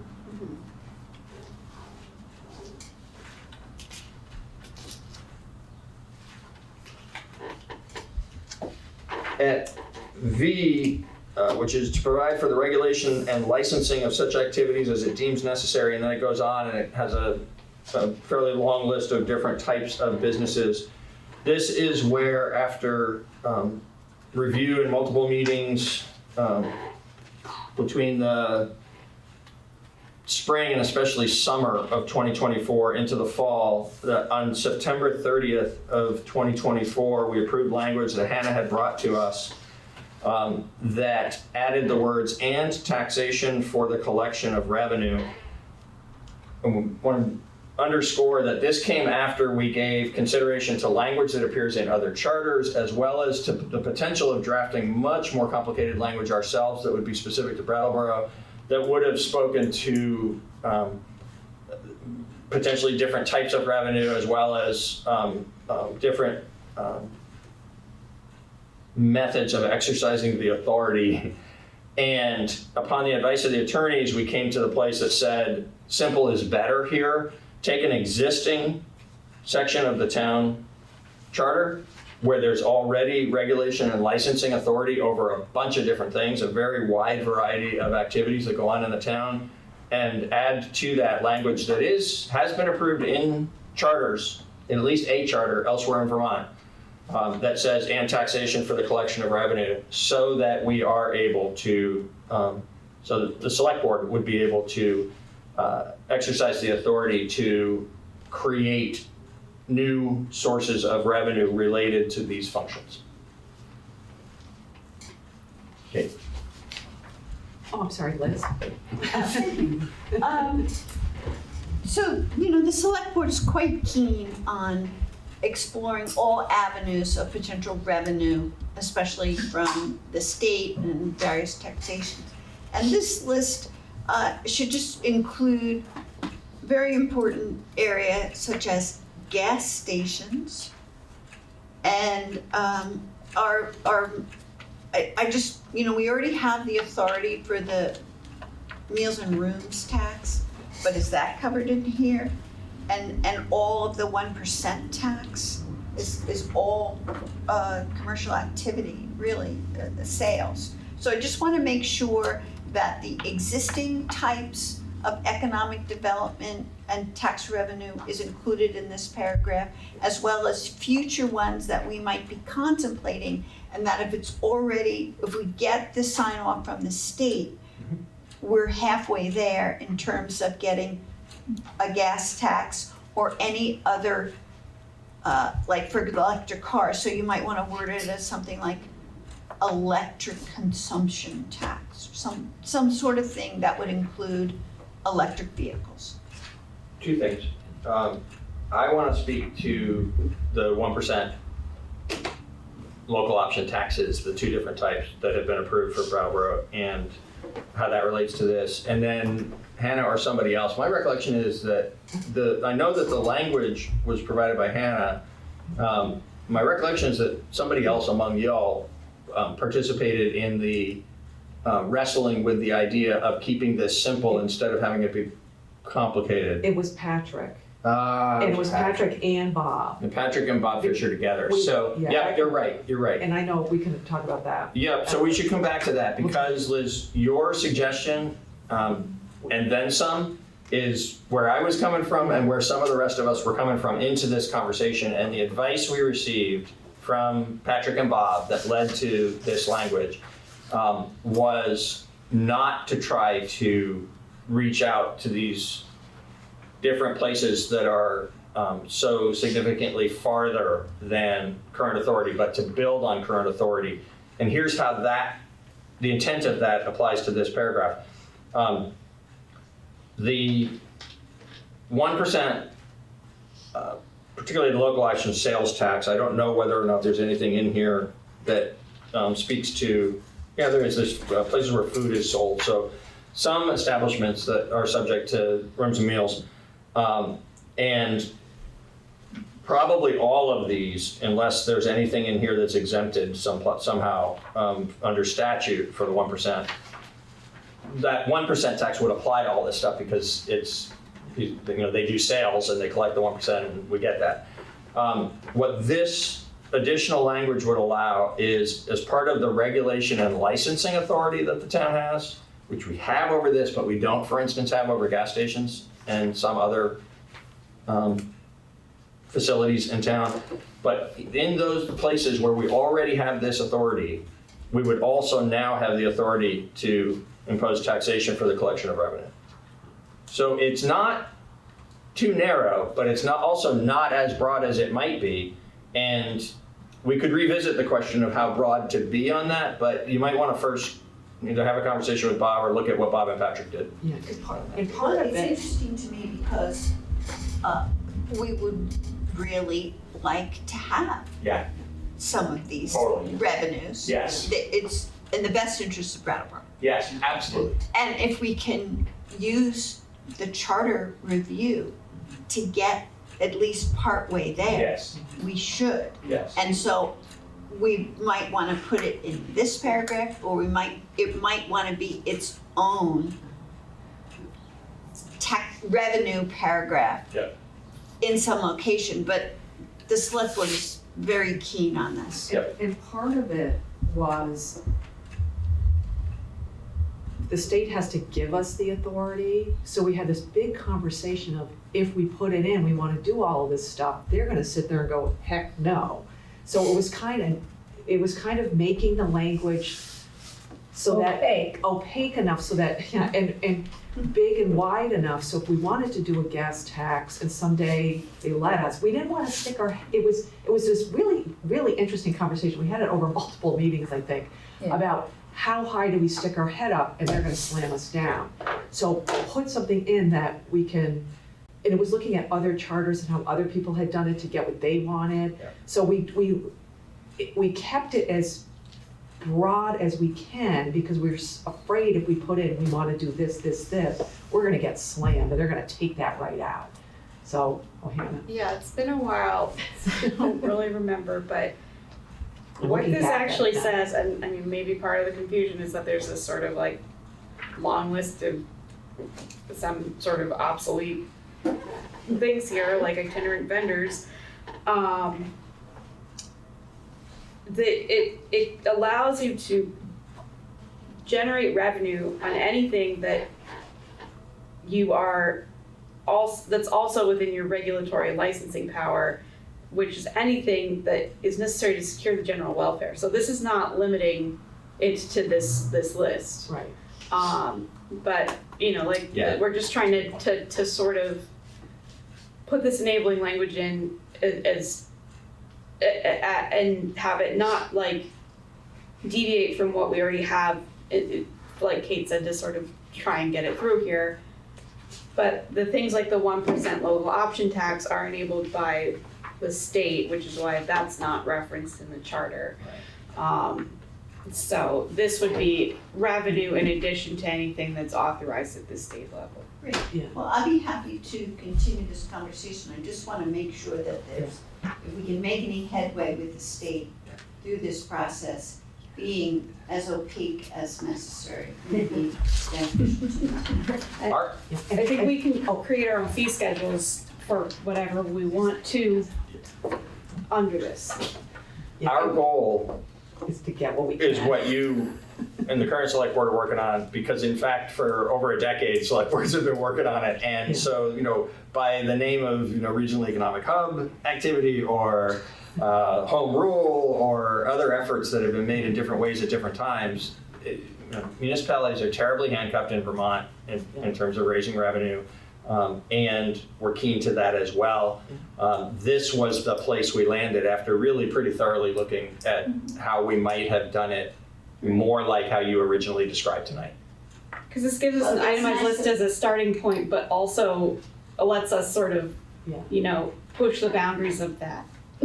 Whereas if we took the itemized list out, then it's gonna be harder to sort of identify Well, what the it's boundary just is. nice that we're all walking Well, down the same path. We are. We're trying to do it so that we get what we want.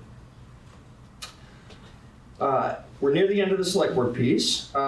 On page 9 at Y and Z, actually two separate things, sorry, I said that. At Y, there's clearly obsolete language about the creation of community antenna television systems, which is like 1970s language related to what BCTV is. So BCTV exists, it's a separate entity. I'm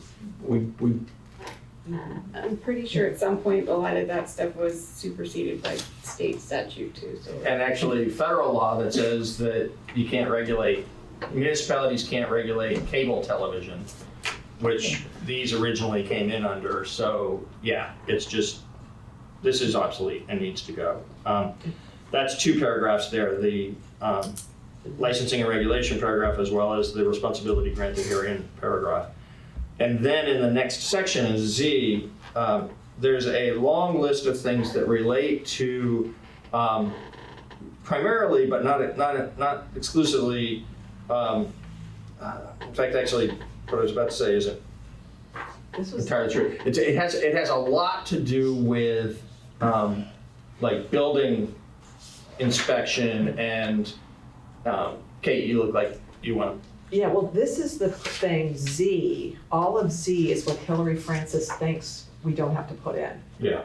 except she says the only thing that we do is the town has this fire prevention code. But we do that under statute. We don't do it as our own thing. Well, that's why she was the one that we need to go back and like make sure Bob's okay with it. Yeah. But she was just like, Yeah, I think we could very easily take the list out. I don't know if it's worth retaining the beginning part, which says that you can adopt ordinances and regulations to promote and safeguard public health, safety, comfort, or general welfare.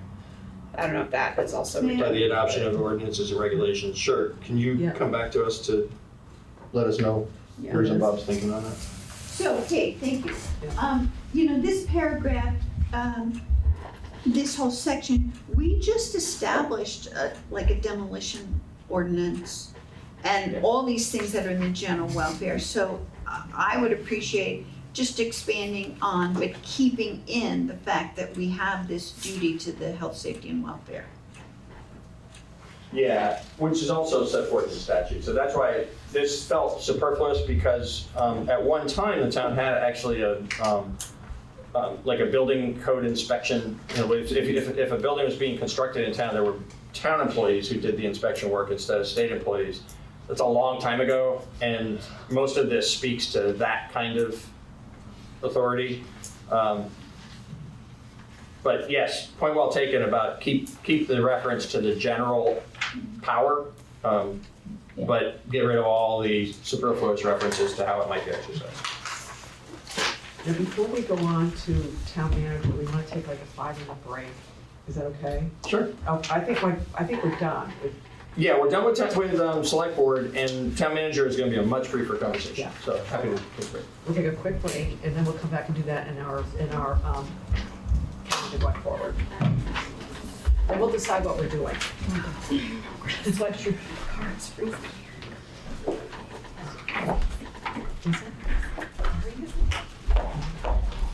Oh, Recording stopped. you're not.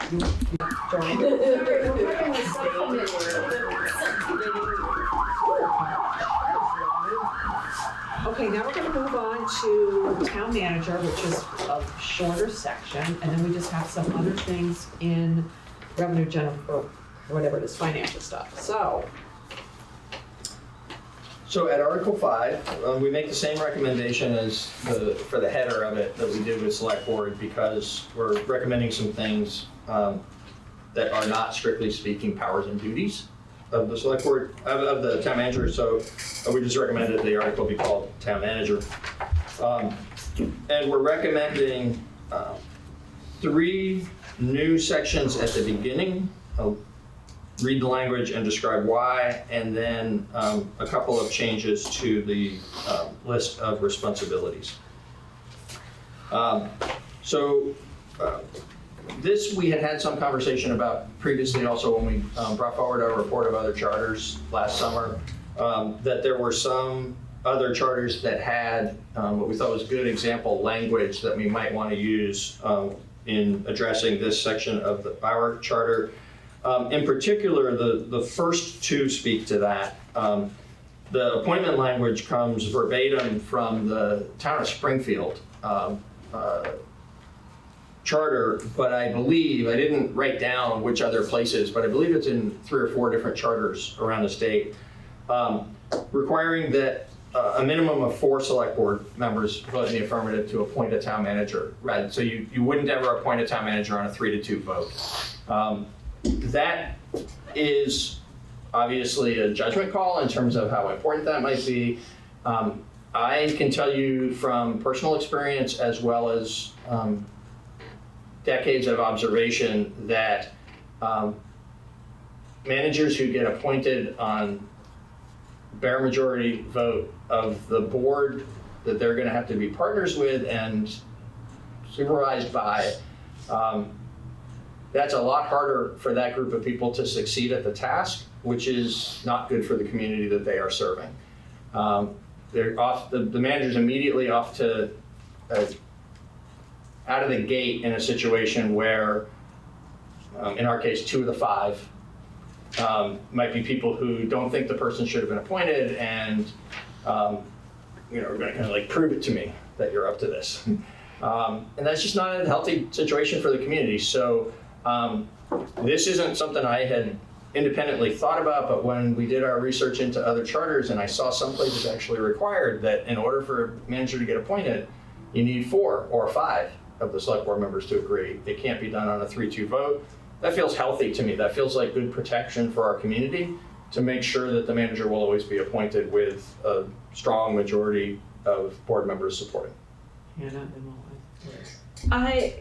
My only concern is that in making this evergreen, that we should rephrase, that it shouldn't be a minimum of 4, because if it were changed to 7, like it should be some like by like a percentage or by a unanimous, like, but like, Sure. that's my only concern with that provision, is that it shouldn't reference a specific number, it should just reference the ratio that you're Yeah. going to achieve. How about 75%?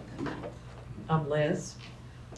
So, in my years of service on the select board, I've been on this search committee for the planning department, the sustainability coordinator, the DPW head, the treasurer, the police chief, the fire chief, 2 town managers, and we fired one.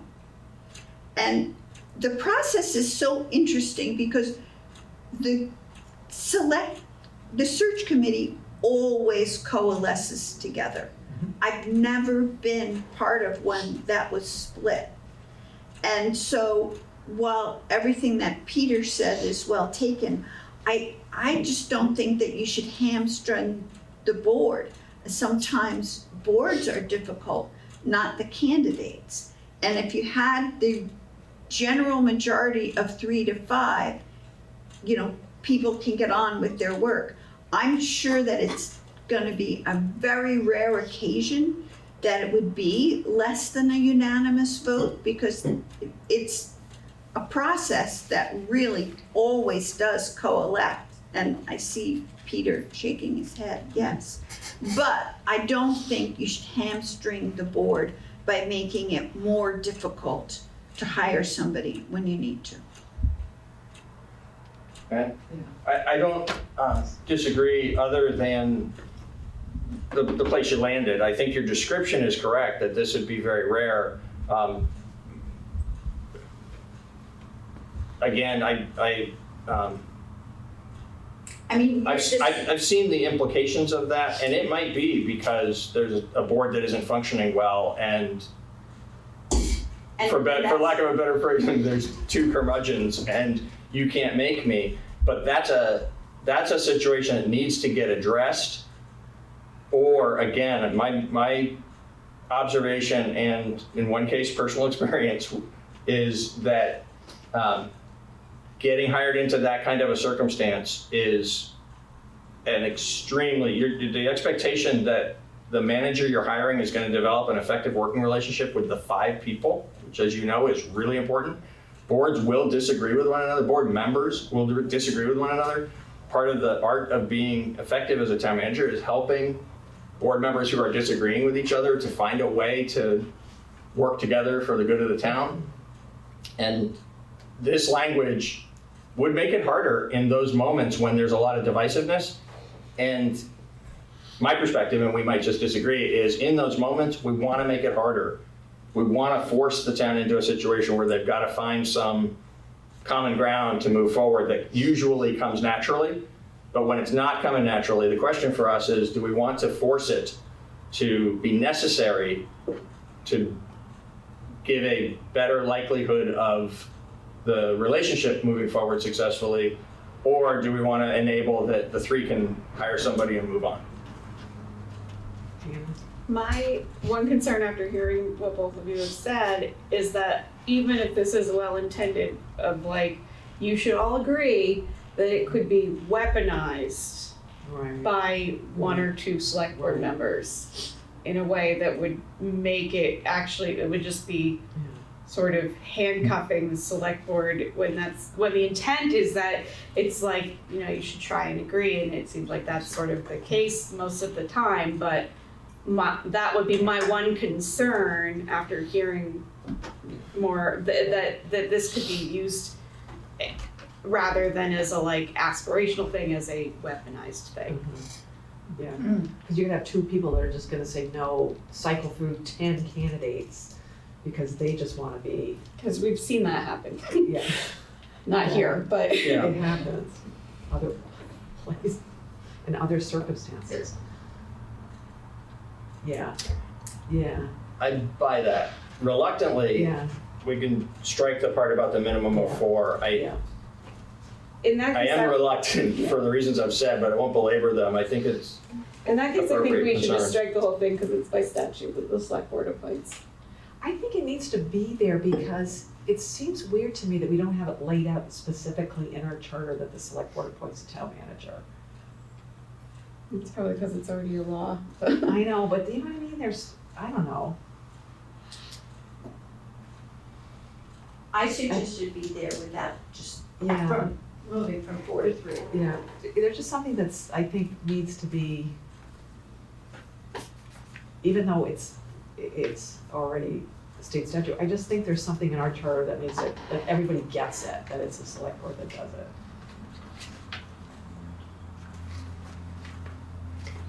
My one other concern is that the state law says that the select board shall forthwith appoint a general town manager who may or may not be a resident of the town for which he or she is appointed, and 2 or more towns may vote to form a union to employ the same town manager. And obviously, I don't know that that would ever happen in Brattleboro, but my only concern with this is that saying the select board has the sole authority to appoint when the statute allows 2 towns to jointly appoint.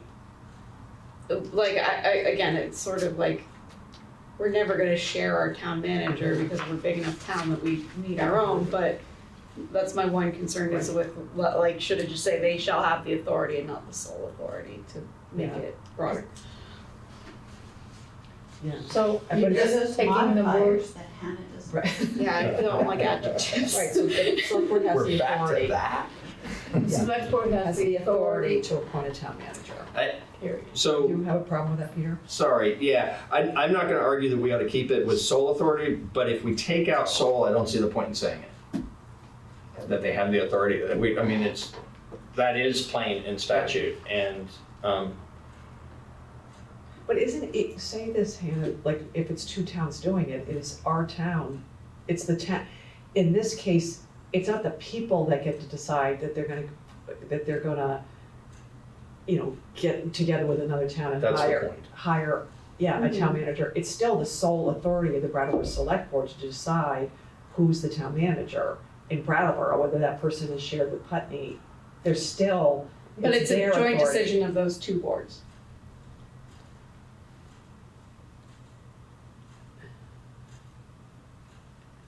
so you were more comfortable if we just say the select board has Has the authority to appoint a town manager. I mean, I might just be splitting hairs, but it's sort of what I do, so. And I guess I'll weigh in and say, for the consistency of the flow of the charter, I like having appointment there because it mirrors other places, and it is a little redundant while we tread that line between what we put in that state statute and what isn't. Like, anyway, what to include and what not to include. It just flows, and I think it would be perfectly fine. Whatever happens with modifier, not modifier, but just at least to plainly state at the very bare minimum that the select board appoints. We could also say the select board shall have the authority, like, because that makes it clear that they're the one, it's not just like, they're one of, but like, that sort of gets at the sole thing without like. Mhm. Yeah. Okay, the So, select board shall have. Oh, no, people like it. This is interesting. Some people would say arcane. I don't think so. I think it's actually really interesting and important, and I really like where we're landing. I think that the conversation has been good, both here and with the public, around why we want to say that the select board appoints the town manager. I think that's good. It does cause me to come back to want the sole, and here's why. I don't care whether we say shall have sole authority or whether it says has sole authority. But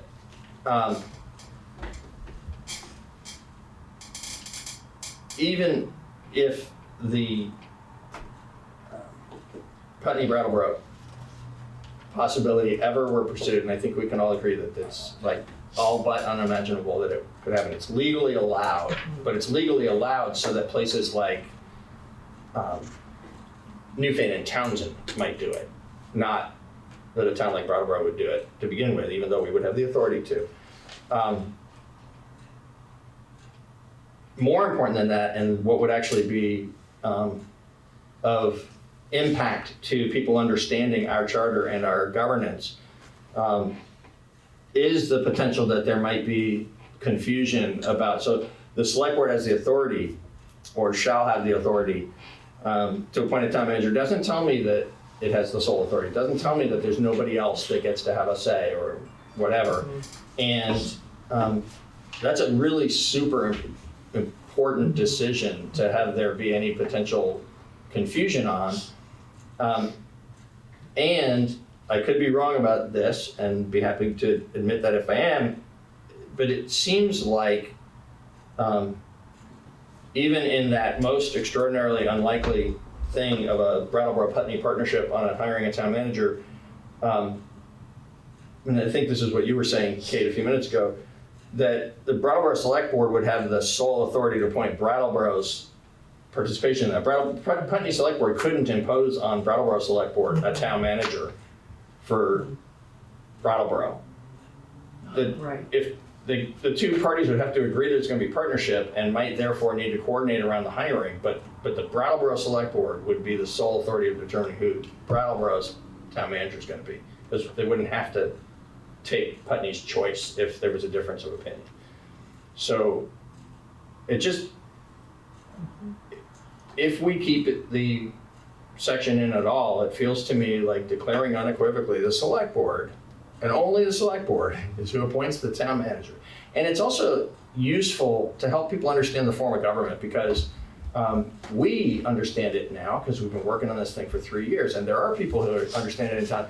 There's actually people, it has surprised me over the years, people who are attentive to town affairs who don't understand the sort of hourglass shape of the authority in town government, with the select board being those who are directly accountable to the people, appointing at the pinch of the hourglass the town manager, who is the primary advisor to the select board and the sole authority over the operations of town staff, and then all the stuff that goes on within town staff. And once you get that, the clarity of that and the importance of that in terms of how things function is fundamental to town government. This speaks to that. The select board having the sole authority to appoint a town manager speaks to the uniqueness of that relationship. The select board appoints the town manager and then holds the town manager accountable for doing the rest of operations. Kate, ma'am, Let's go for it. I really like what Peter just said, and, you know, a lot of times, well, let's say every time, people don't like what the select board did. They say we don't have the right to do it. And if there's a place that says all the rights that we do have, that would provide clarity to all the people who said, how dare you? Yeah, Maya? I don't know how adding the word sole authority changes anything. I mean, we're saying it's the select board that appoints the town manager. So if we just say the select board shall have the authority to appoint, I don't think that implies that somebody else can appoint. Yeah, in a legal sense, shall is mandatory and may is optional. Yeah. So That's, shall means they are the ones that do it. so I don't think we need sole in there. And I'm not gonna die on the hill of soul if people like soul, but I'm not either, and those of you who are gonna determine this when we make a joint decision have heard it all now from us. So I think we can move on from this, but we'll need to make a decision about it at some point. Yeah. The next one is an unusual provision in town charters, but it does exist in several in Vermont, and I think it's really useful. It has been the practice of the town since the 1980s to have an employment agreement with our town manager. It is the standard practice for municipalities across the country to have an employment agreement with their town manager. There's nothing about this that is unusual or controversial. And by putting it in the charter and requiring that it be a thing, it means we won't deviate from that important practice. And it's not, I want to be careful, be clear that this is not a,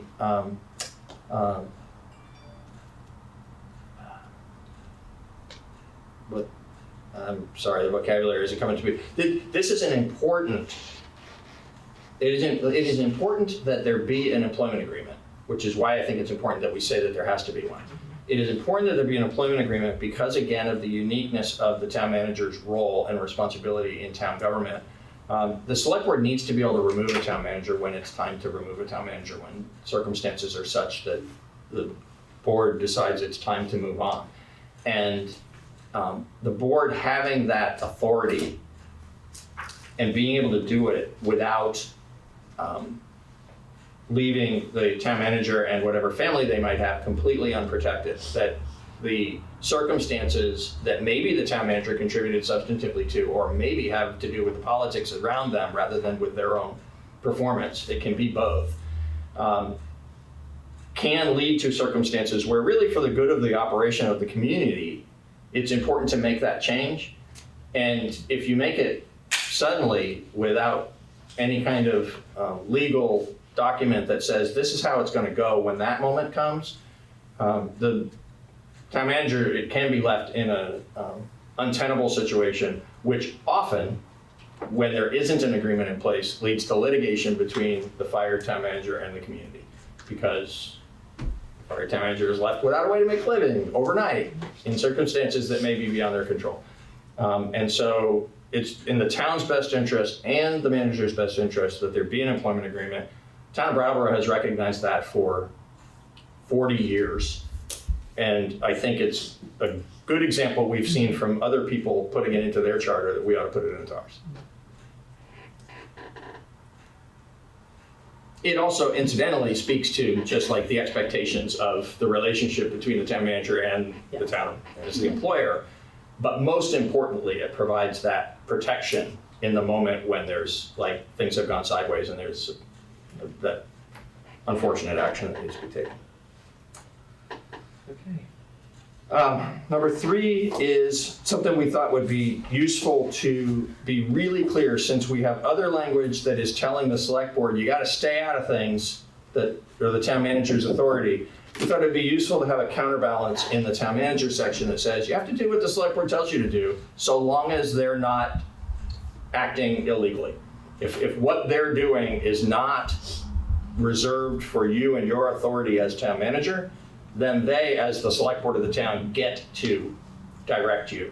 And that's what that awkward language that we're going to go back to and work on that spoke to why there have to be 3 of them and they have to act as a body, is because they have the authority to direct the town manager's actions. And it's important that we be really clear about that and about how. Okay. Liz? I just mentioned that happens all the time, and the town manager is very careful, as is the select board. Yeah. Yeah. And I just think it's important that it be clear here, like, for the same reason we've been talking about the recurring theme throughout the evening of this isn't changing anything that already exists. This is making clear something that most people aren't clear on right now, and it would be really helpful for us as a community to have people understand this relationship. And then the authority list is mostly unchanged. There are a couple of things that we recommend. It's a much shorter list than the select board's list. It appears on page 11. At B, it says to ensure the performance of all duties not conferred by law or by this charter on the select board except where prohibited by law, and I have no idea what that means. And so just a question, if you could take a look at that, Hannah, and together with Bob, let us know, should we leave it, should we change it, should we delete it? Liz? I think you should keep it, and I also think you should keep G, because things have come up that John Potter's done, for example, this year, that were extremely important, but not specifically listed. For example, when the governor sent Jim Baker to town to talk about public safety, he convened these meetings of coordination with the social workers and the government to have a means to direct a coordination of services between the police and other first responders and social workers. And it's very helpful. And it wasn't listed anywhere. And it was a novel thing that needed to be done in the situation that the town finds itself in. So I think that this general language is very helpful and should be kept in. I agree about the general authority of the town manager being very important. I don't know whether or not it's adequately addressed someplace in statute to make this superfluous. And I think this is really confusing and potentially problematic because it's the performance of all duties not conferred by law or by this charter on the select board. But what about on others? So it's the town manager doesn't have all the duties that go beyond the select board. There's also some other people who have specific authority to do certain things in town. I think it's a typo. That'd be, that makes sense. But anyway, can you review it? That'd be great if it was a typo. So under 24 VSA 1236, which enumerates the power of the town manager, it matches up with this list, and the second one says to perform all duties now conferred by law upon the select board. Wow. Wow. That's not how long that's been in there, but. That's a big one. But then that gets tricky, Liz, because that's now you're requiring the town manager. Now you're not as flexible as you were. Well, yeah, and it's also requiring the town manager to ensure the performance of all the things that are under the authority of his supervisors. It just feels odd to me. Well, it lays out a list of things that they're not allowed to do. Mm-hmm. But if it's all there, why don't we rely on that? yeah, I mean that's where I keep coming back to is we don't need to. Is it worth at this point though, because of the clarity needed, to maybe reference, and if it's just as stated in state statute, like as mentioned in state statute or whatever, but just a statement that can guide folks who want to know, especially with it being so clear that the employment agreement is with the select board, that there's also state statute that is guiding the roles and responsibilities. I would be in the affirmative for just a line that says there already exists a state statute and go there too.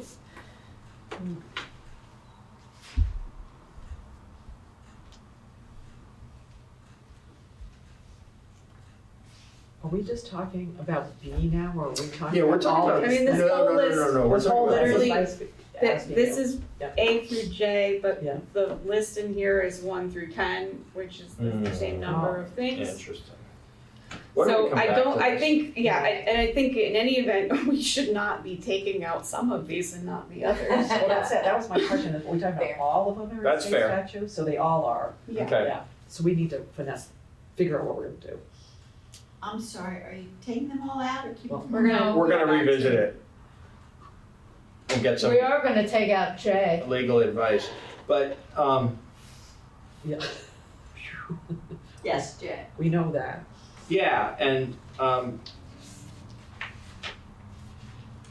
the thing that I find really odd about G, just to say it, because we're gonna revisit the list and we'll see where we land from that. But it, unless otherwise voted by representative town meeting, which obviously isn't statutory language, maybe it says unless otherwise voted by town meeting, but, Yeah.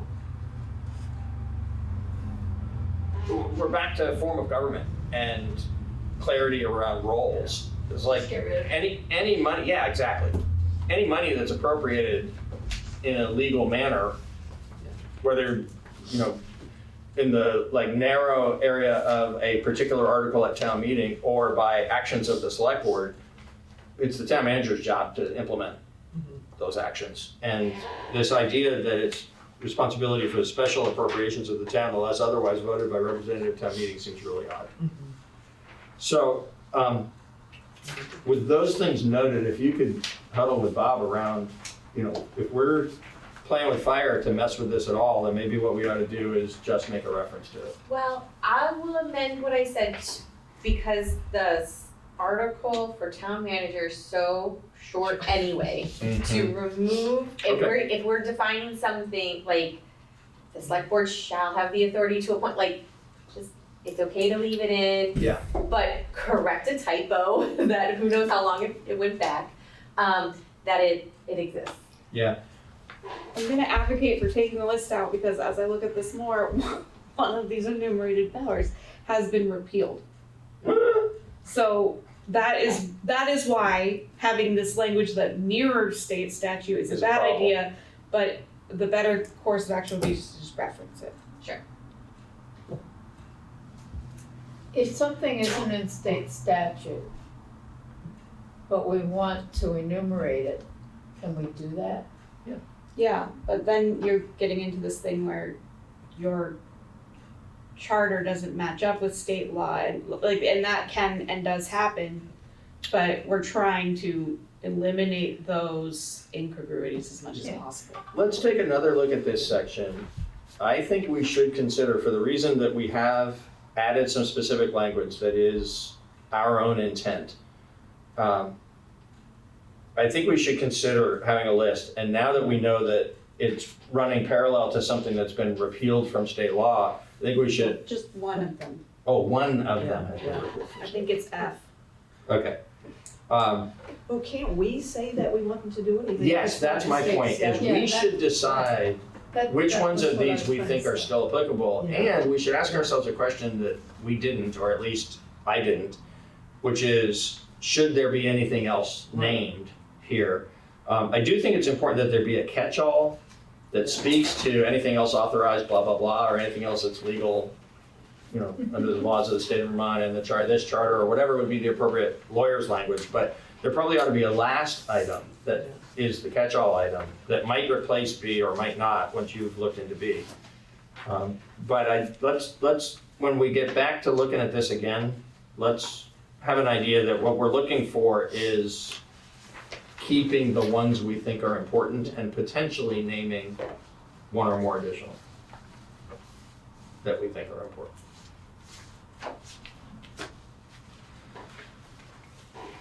We're moving on, if we're ready to finances, which is Article 7.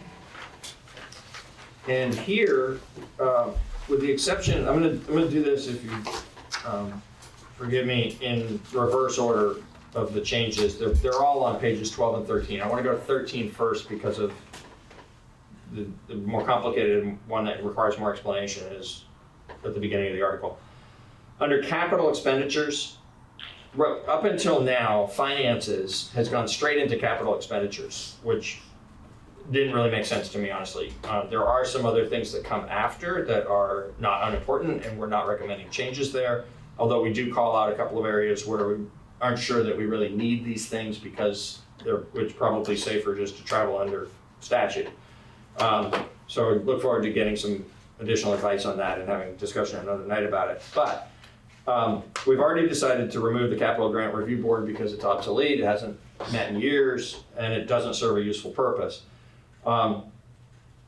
Under the paragraph related to capital expenditures, just some cleanup language that are suggested. Some of it relates to school directors, so I won't read the whole thing because that's going to get caught by the comprehensive action later. But the most important pieces of this begin in the middle of that paragraph A. Such list It says right now, such list which shall not be regarded as indicative of intent should specify blah, blah, blah, and then has some additional language, and the estimated annual cost of operating and maintaining the facilities to be constructed or acquired. That doesn't align with the reality of how both this has functioned for many years and how it ought to function. In this list of 5 years of capital improvements, it isn't binding as like a contract, a document that says, you know, once it's approved, thou shalt implement all of these exactly as listed. It isn't that, but it is certainly a statement of intent. If it isn't a statement of intent, it's not worth having. So that seems just wrong to me. I don't know why it's there. I don't know the history of how it got there, but we should take it out, I believe. And the estimated annual cost of operating and maintaining facilities to be constructed or acquired, that is a part of when a big decision is being made about like a major renovation or constructing a new facility, but it's irrelevant to paving streets. You know, you don't need to have documentation. In fact, we don't provide documentation. Town government doesn't provide documentation of like what the maintenance of the street is gonna, the cost of the maintenance of the street for the next 30 years in between now and when we pave it again. And so it feels to me troublesome that there are very specific requirements in here that are not real. And so we recommend deleting those. Otherwise, it's the school director language and it's remaining as is, but I recommend that those two things come out. Go ahead. My one concern with taking up saying that it's not indicative of intent is that you don't want anyone to rely upon what you say you're going to spend this money on. Yep. And I think that's why that language is in there. Sure, and if it had language that was the contrary, shame on us, first of all, but then I could see that, like, this is the town's expression of intent, would be then something somebody might put in the town's face, but there's all kinds of plans that the town does that are not binding. They are the review of complex situations and the expression of how we think it would be wise to proceed, but the decisions are made topic by topic and year by year, and there's nothing about a 5-year capital improvement plan that is binding upon the town. Not binding upon the town, but binding upon the people that would be getting the money. Like someone might rely on, oh, they're gonna spend this money on paving and, you know, buy extra supplies or whatever, saying like, oh, the town said they're gonna spend this much on paving next year. And then if that's why I think why that is in there, because it just makes it clear that like no one else can rely on what they're saying.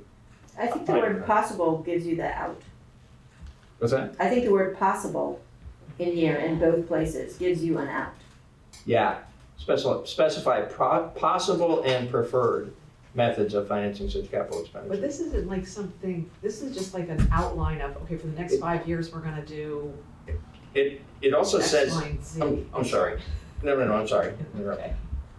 It also says in the language that would remain, for guidance and information of representative town meeting which shall not be binding on the select board. Such list should specify possible and preferred. It's really clear elsewhere in this section, as well as in other documents of the town, that when you're looking at a capital improvement program, you are adopting year one. You're saying, but even with year one, circumstances can change. We get a big storm or we get some other kind of thing. You might not implement all the things that are in that year's work plan, but you are saying in a more binding way, we really intend to get this work done this year. But you're really explicitly not ever making that kind of a commitment to years 2 through 5. So,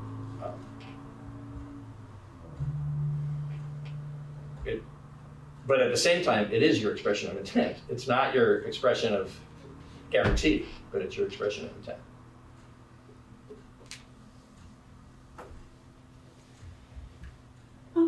May I? Oh, yeah. It seems to me that Hannah's working at the legal description of the word intent, and what everyone else in the room is thinking about is that the budget is a plan. So if instead of using the word intent, we use something like plan, then everybody might be happy. Except actually right now it doesn't say Yeah, but That- you can say that. You can say plan instead of intent. That's what it does say. And then it's not legally binding in any regard. That's what it does say. Yeah. It's a list of possible capital expenditures for the next 5 years for guidance and information. Well, you can say for planning purposes. You could say that. Don't you think, Hannah, though, this fact that it goes in is not and shall not be binding on the select board?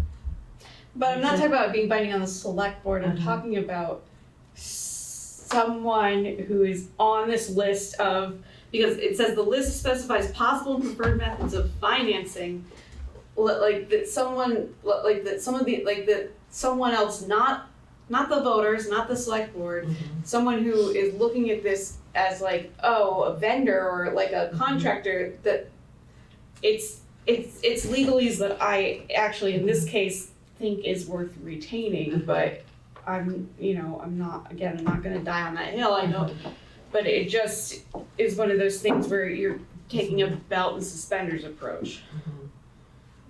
In a 5-year capital improvement plan, you're talking about the work you want to get done. You're not ever talking about who you're gonna get it done with. That would actually be inappropriate. Illegal, probably. Yeah, probably illegal to say, That's we're not gonna what, pay. that's not what I'm suggesting, I'm just suggesting that someone might look at this and say, oh, Brattleboro's planning on doing this. Yep.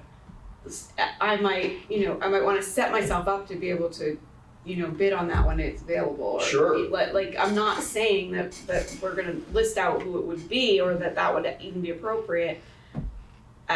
It just, I don't care, I'm done arguing about it, so. Alright, we'll flag it. Okay. We'll flag that. We'll flag that sentence. Or that little phrase. The more substantive change that we're recommending under finances is to be really explicitly clear about the town's budget process.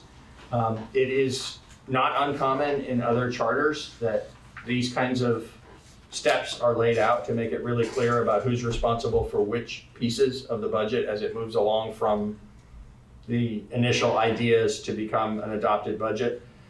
And so I think in this case, since there's so few of us left and you all have the document in front of you, I'm not going to read each paragraph, but what I would say is we're proposing 3. I think it's important for us actually to add a 4th that I've not drafted and Kate and I have not reviewed therefore, so I just want to actually name the 3 that are there that you all can see the actual words of, and then name a 4th that I think would be useful, so that if we agree about that, then when we're getting ready to come back to do real action on this stuff, I could draft that 1 more paragraph. So what this tells is that annually by December 1st, the town manager would have a responsibility to propose a budget to the select board. That's been the standard practice for many years, and December 1st is sort of on the late side of what has been normal for that, and which is my intention here, both in A and in B, where there's a deadline for the select board, is to have it be sort of at the outside edge of what has been already standard practice. So it could happen anytime earlier in the fall, but it would be an obligation that by December 1st, the town manager brings forward to the select board a proposed budget. Then the select board would hold meetings to consider it and hear from the public about it, meet with town manager and town staff, and by February 1st, recommend a budget to town meeting or the voters, wherever we end up landing on that question. But the recommended budget would come out of the select board by February 1st. And then I've written it as at the annual town meeting, because frankly, that could be any of the different forms we've talked about, but that language might end up having to change in the final analysis depending on where we land on specifics. But that budget would, for the following fiscal year, would then be adopted either as recommended by the board, adopted with amendments approved in the town meeting, or rejected or returned to the select board for further consideration. This clearly is going to be dependent upon where you all land with your recommendation and where we land as a group around form of town meeting and final authority. So I think we shouldn't go too deep into discussing C, other than to know that it might change very substantially when we talk about town meeting. The piece I think is missing, I'm sorry for not having drafted it in the first instance, is if there is an amendment, and so actually maybe this is superfluous unless we land in a place around town meeting where there's actually going to be a potential of an amendment in town meeting. So, but what I was getting at, and I'll just name it and we can see if it becomes relevant once we've made a town meeting decision. It feels important to me. We've had a lot of conversation this year because of the rejected budget, but also in prior years, even just based on amendments that have been made to the budget, that sometimes amendments are clearly articulated and sometimes they're just like lopping off $500,000 or something. It feels to me like town meeting should have an obligation to express to the select board the intention behind an amendment to select board's proposed budget. And select board should then have the responsibility either to implement that, or if they choose not to implement that for whatever reasons, because of circumstances or different judgment or whatever it might be, that in the next annual report, the select board would have an obligation to say, we didn't implement it that way because. But most of the time it does get implemented with the intent when there's an intent expressed, but there's no obligation for town meeting to express an intent. Why don't you hold that until you decide whether or not you're gonna get rid of town meeting? Yeah, exactly, right. But I do have a comment about the first A paragraph. Yeah. And that is, whether we're talking about, select board policy decisions or we're talking about charter language. And so this year, the select board has already stated its desire to have 5-year projections, blah, blah, blah. But we consider that to be a policy decision, policy guidance that we've given to the town manager. And so whether or not you want to put that in the charter, I'm not necessarily recommending. Also because the way that town government finances are moving, it's much more of a, OpenGov and AI are going to be directing, like you press a button and you get a straight projection. And so that all may change from a technology basis. So why don't you just say what you've said about, you'll have a budget and we'll vote on it, and blah, blah, blah. But all those policy recommendations should be left to the select board. So I respectfully disagree, and the reason I probably wouldn't have suggested the language that's here if there hadn't already been for decades such specific language about a capital improvement plan. And it feels to me like this is just that same standard, solid, proper practice, but applying it to the forecast for the operations and for the equipment that already has been required for very many years in our own charter and many charters related to capital improvements. So that's why it's here. Reasonable people can differ about whether it's the best way forward. I think it is. Yeah, I agree. I would just be curious about, and it's probably legalese, but by the date, if it's maybe better at least by or no later than. Sure. I'm not sure. Instead of the word by. I mean, if it already happens, like if it's already on the edge, you're giving edge dates to instead say something like no later than. That's fine with me. Does that work for you, Hannah? Not later than?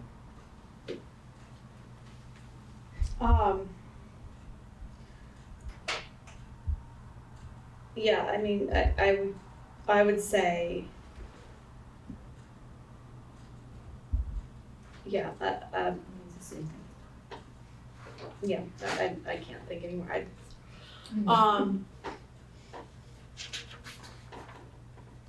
At least for consideration for a second. It's not that, it's the I think there's a way to make this cleaner, because right now it's like the annually, comma, by December 1st, comma, like, I'm just trying to think of a way to clean up the annually part too, so it's just like one sort of cohesive provision instead of like broken apart like that, but I can't think of how Happy to do it phrase your that. way when you've had time to think about it, as long as we get to the same place. But yeah, the you know, each year by December 1st, something, I don't know, something to that effect.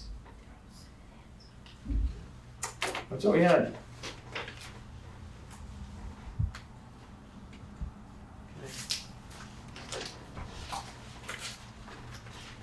Anyone have any other comments? And we'll work with what we got. Okay. The next thing we really do need to talk about, we didn't do it last meeting, is what we're doing going forward. So we have our meetings scheduled in our minds at least. What my dream is, it's gonna be dashed, but, I want, and you guys can, again, it can be just dashed practically, or you guys can say, no, Kate, this is stupid. We need to keep going, you know what I mean? And I feel like I personally think that we need to prepare and have a goal for something. My personal goal is that we vote on this, we try to get this to a townwide vote on November 4th, whatever that Tuesday is. If we don't have a goal, we're gonna be spinning. That doesn't mean we might find out on June 25th when we meet again that no, doing something on November 4th is totally impossible.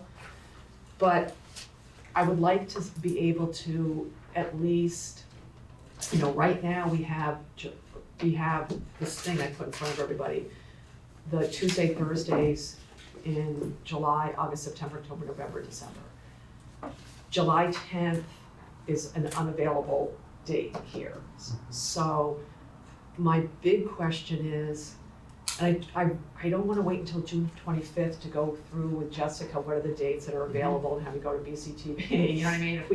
If we can figure out, and maybe no one else wants to have let's try to get let's put a timeline in place that we can shoot to get this done on November 4th, which to me would mean we'd have to have additional meetings in July and August, because we need to get this done by the first week of September. I would love to, if at a minimum we can live in Kate's fantasy world, that we can get this done on November 4th, and I can go back and work with Seth and Jessica and say, we at least need one more, we can't just have one meeting, in my opinion, in July. And do we wanna do a couple other meetings in July, a couple other meetings in August, or at least one more meeting in August?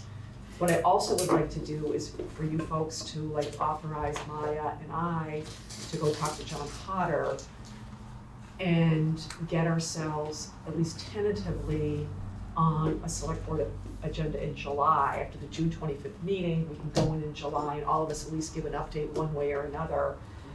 Because if in my fantasy world, we can have a vote on November 4th, they'd have to warn it at the end of September, and we need to give them that, we're thinking about this. We can't wait till September to go and, hey, you guys, you know what I mean?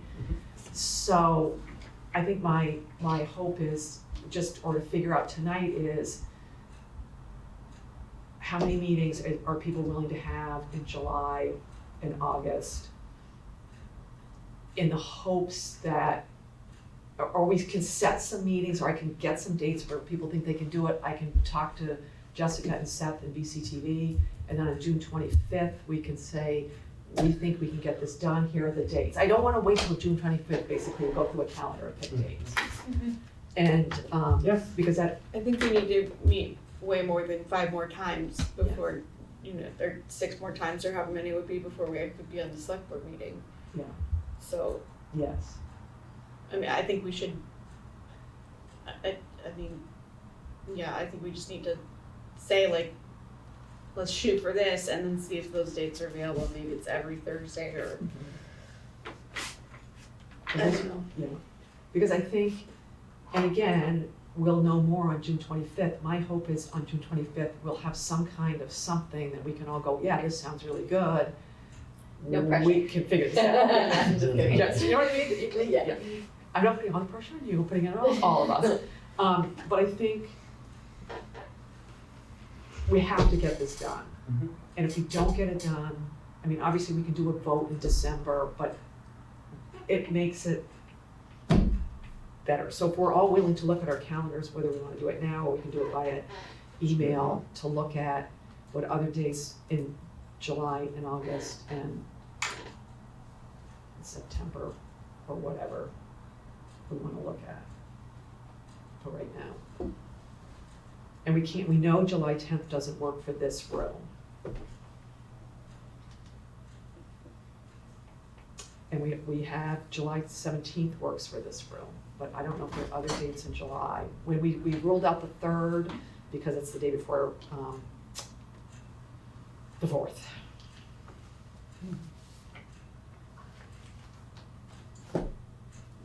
Do we keep How about if we just plow through the Thursdays and see what works? which additional ones work? Okay. So the 24th? July 24th? Yeah. July 24th? I can't do July 24th. What about 31st? I'm out of town. but-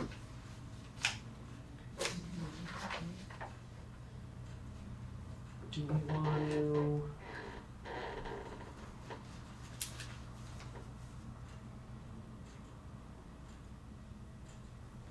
If we go to the 9th, Does that work with people? Is that, are you looking at the calendar, on the Yes. town calendar? no, I'm looking at Oh. my calendar. Wednesday the 9th? Yeah, Wednesday the 9th? Does that work for everybody? Mhm. Let's go look at the town calendar as we're sitting here, but, okay.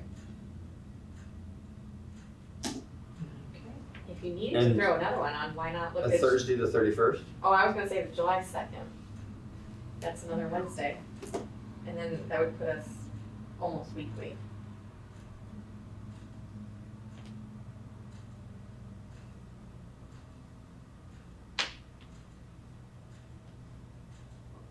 Does that work?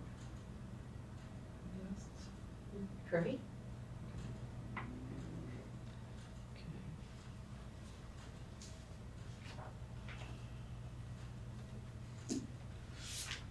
Okay. Where are we landing? Was that a yes on the 2nd? The 2nd, the 9th, To look at, yeah. we're just The like, we're 17th. just throwing things out now to look Okay. at, the 17th. you know. We know the room's available on the 17th. 31st? I can check. Does the 31st, again, we're just throwing stuff out so we can figure out when the Yeah. room's available. Okay. So 31st,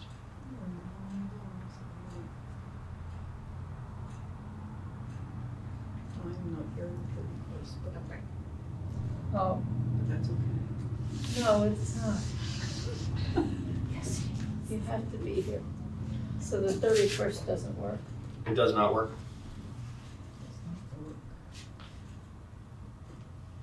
I'm gone that whole week.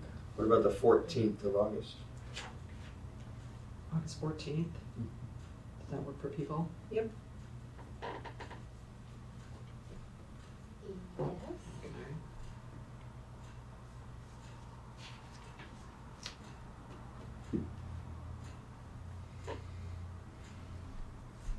Do you wanna look at August 28th? Should I just, does August 28th work? It doesn't for me. Okay. What's that? But if we get the 14th, that'll be 3 Thursdays in a row Yeah, in August. Okay. we'd have 3 in July and 3 in August, Mhm. Okay. plus June 25. So that would give us 7 more meetings before Labor Day. Yeah. Okay. Why don't I see how those work? And I think,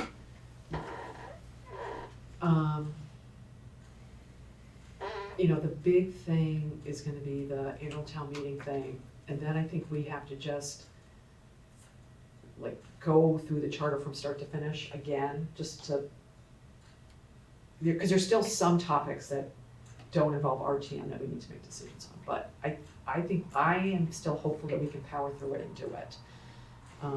But if, you know, I'll contact the town manager's office tomorrow, so Maya and I can go meet with John Potter, figure out the logistics. Because if in my dream world, we can have an election on November 4th, obviously the select board is involved in that, Hillary's involved in that, she's aware of it. But we're gonna need support because we are gonna have to do like more than just one info meeting where we sit here and hope people show up. So we're gonna need the town manager's office and the select board support. They don't have to be warned meetings, but we are gonna have places to hold them and the logistics. And it's not just up to Seth to help us. Don't they have to be warned? No, it's not the select board meeting, it's us holding info meetings. In Kate's dream world, wouldn't, if we achieve this, if we meet these 7 times and we get the work done. Yeah. And go to the board saying, please get this moving forward. Yeah. First week of September. That gives them 2 September meetings to be satisfied that it's all ready to move forward. Yeah. And warn the meeting. Yeah. Warn the vote on it for November 4th. If that happens, it feels like it tees up just beautifully in Kate's dream world for October to be Right. 3 separate information meetings. Right. Like get out to the 3, what we've traditionally done in town, doesn't have to be done this way, maybe there's a better way in modern times. But what we've traditionally done when we wanted to reach more people The 3 than one schools. information meeting, is go to the 3 elementary schools. Yeah. Then we know we're in neighborhood areas of 3 separate parts of town. Yeah. Basically hold the meeting 3 times. People can come all 3 times if they want. Yeah. Sometimes people do. But it means we're gonna have the opportunity to catch different people on different nights and reach more people overall. Yeah, and it involves BCTV. Yeah. So I just want, that's why I want to. That could be October. And that's what I want, you know, we need the town manager and the select board to understand. Because again, it's not just us and Seth anymore. It's like, and BCTV, you know, it'll get bigger if this gets going. So I think we need to get it all figured out right. Yeah, as possible. that's great. Okay, so we'll figure out these dates. Can you go through them once more? Right now, we have as possible, we've written down July 2nd, 9th. We know the 17th works.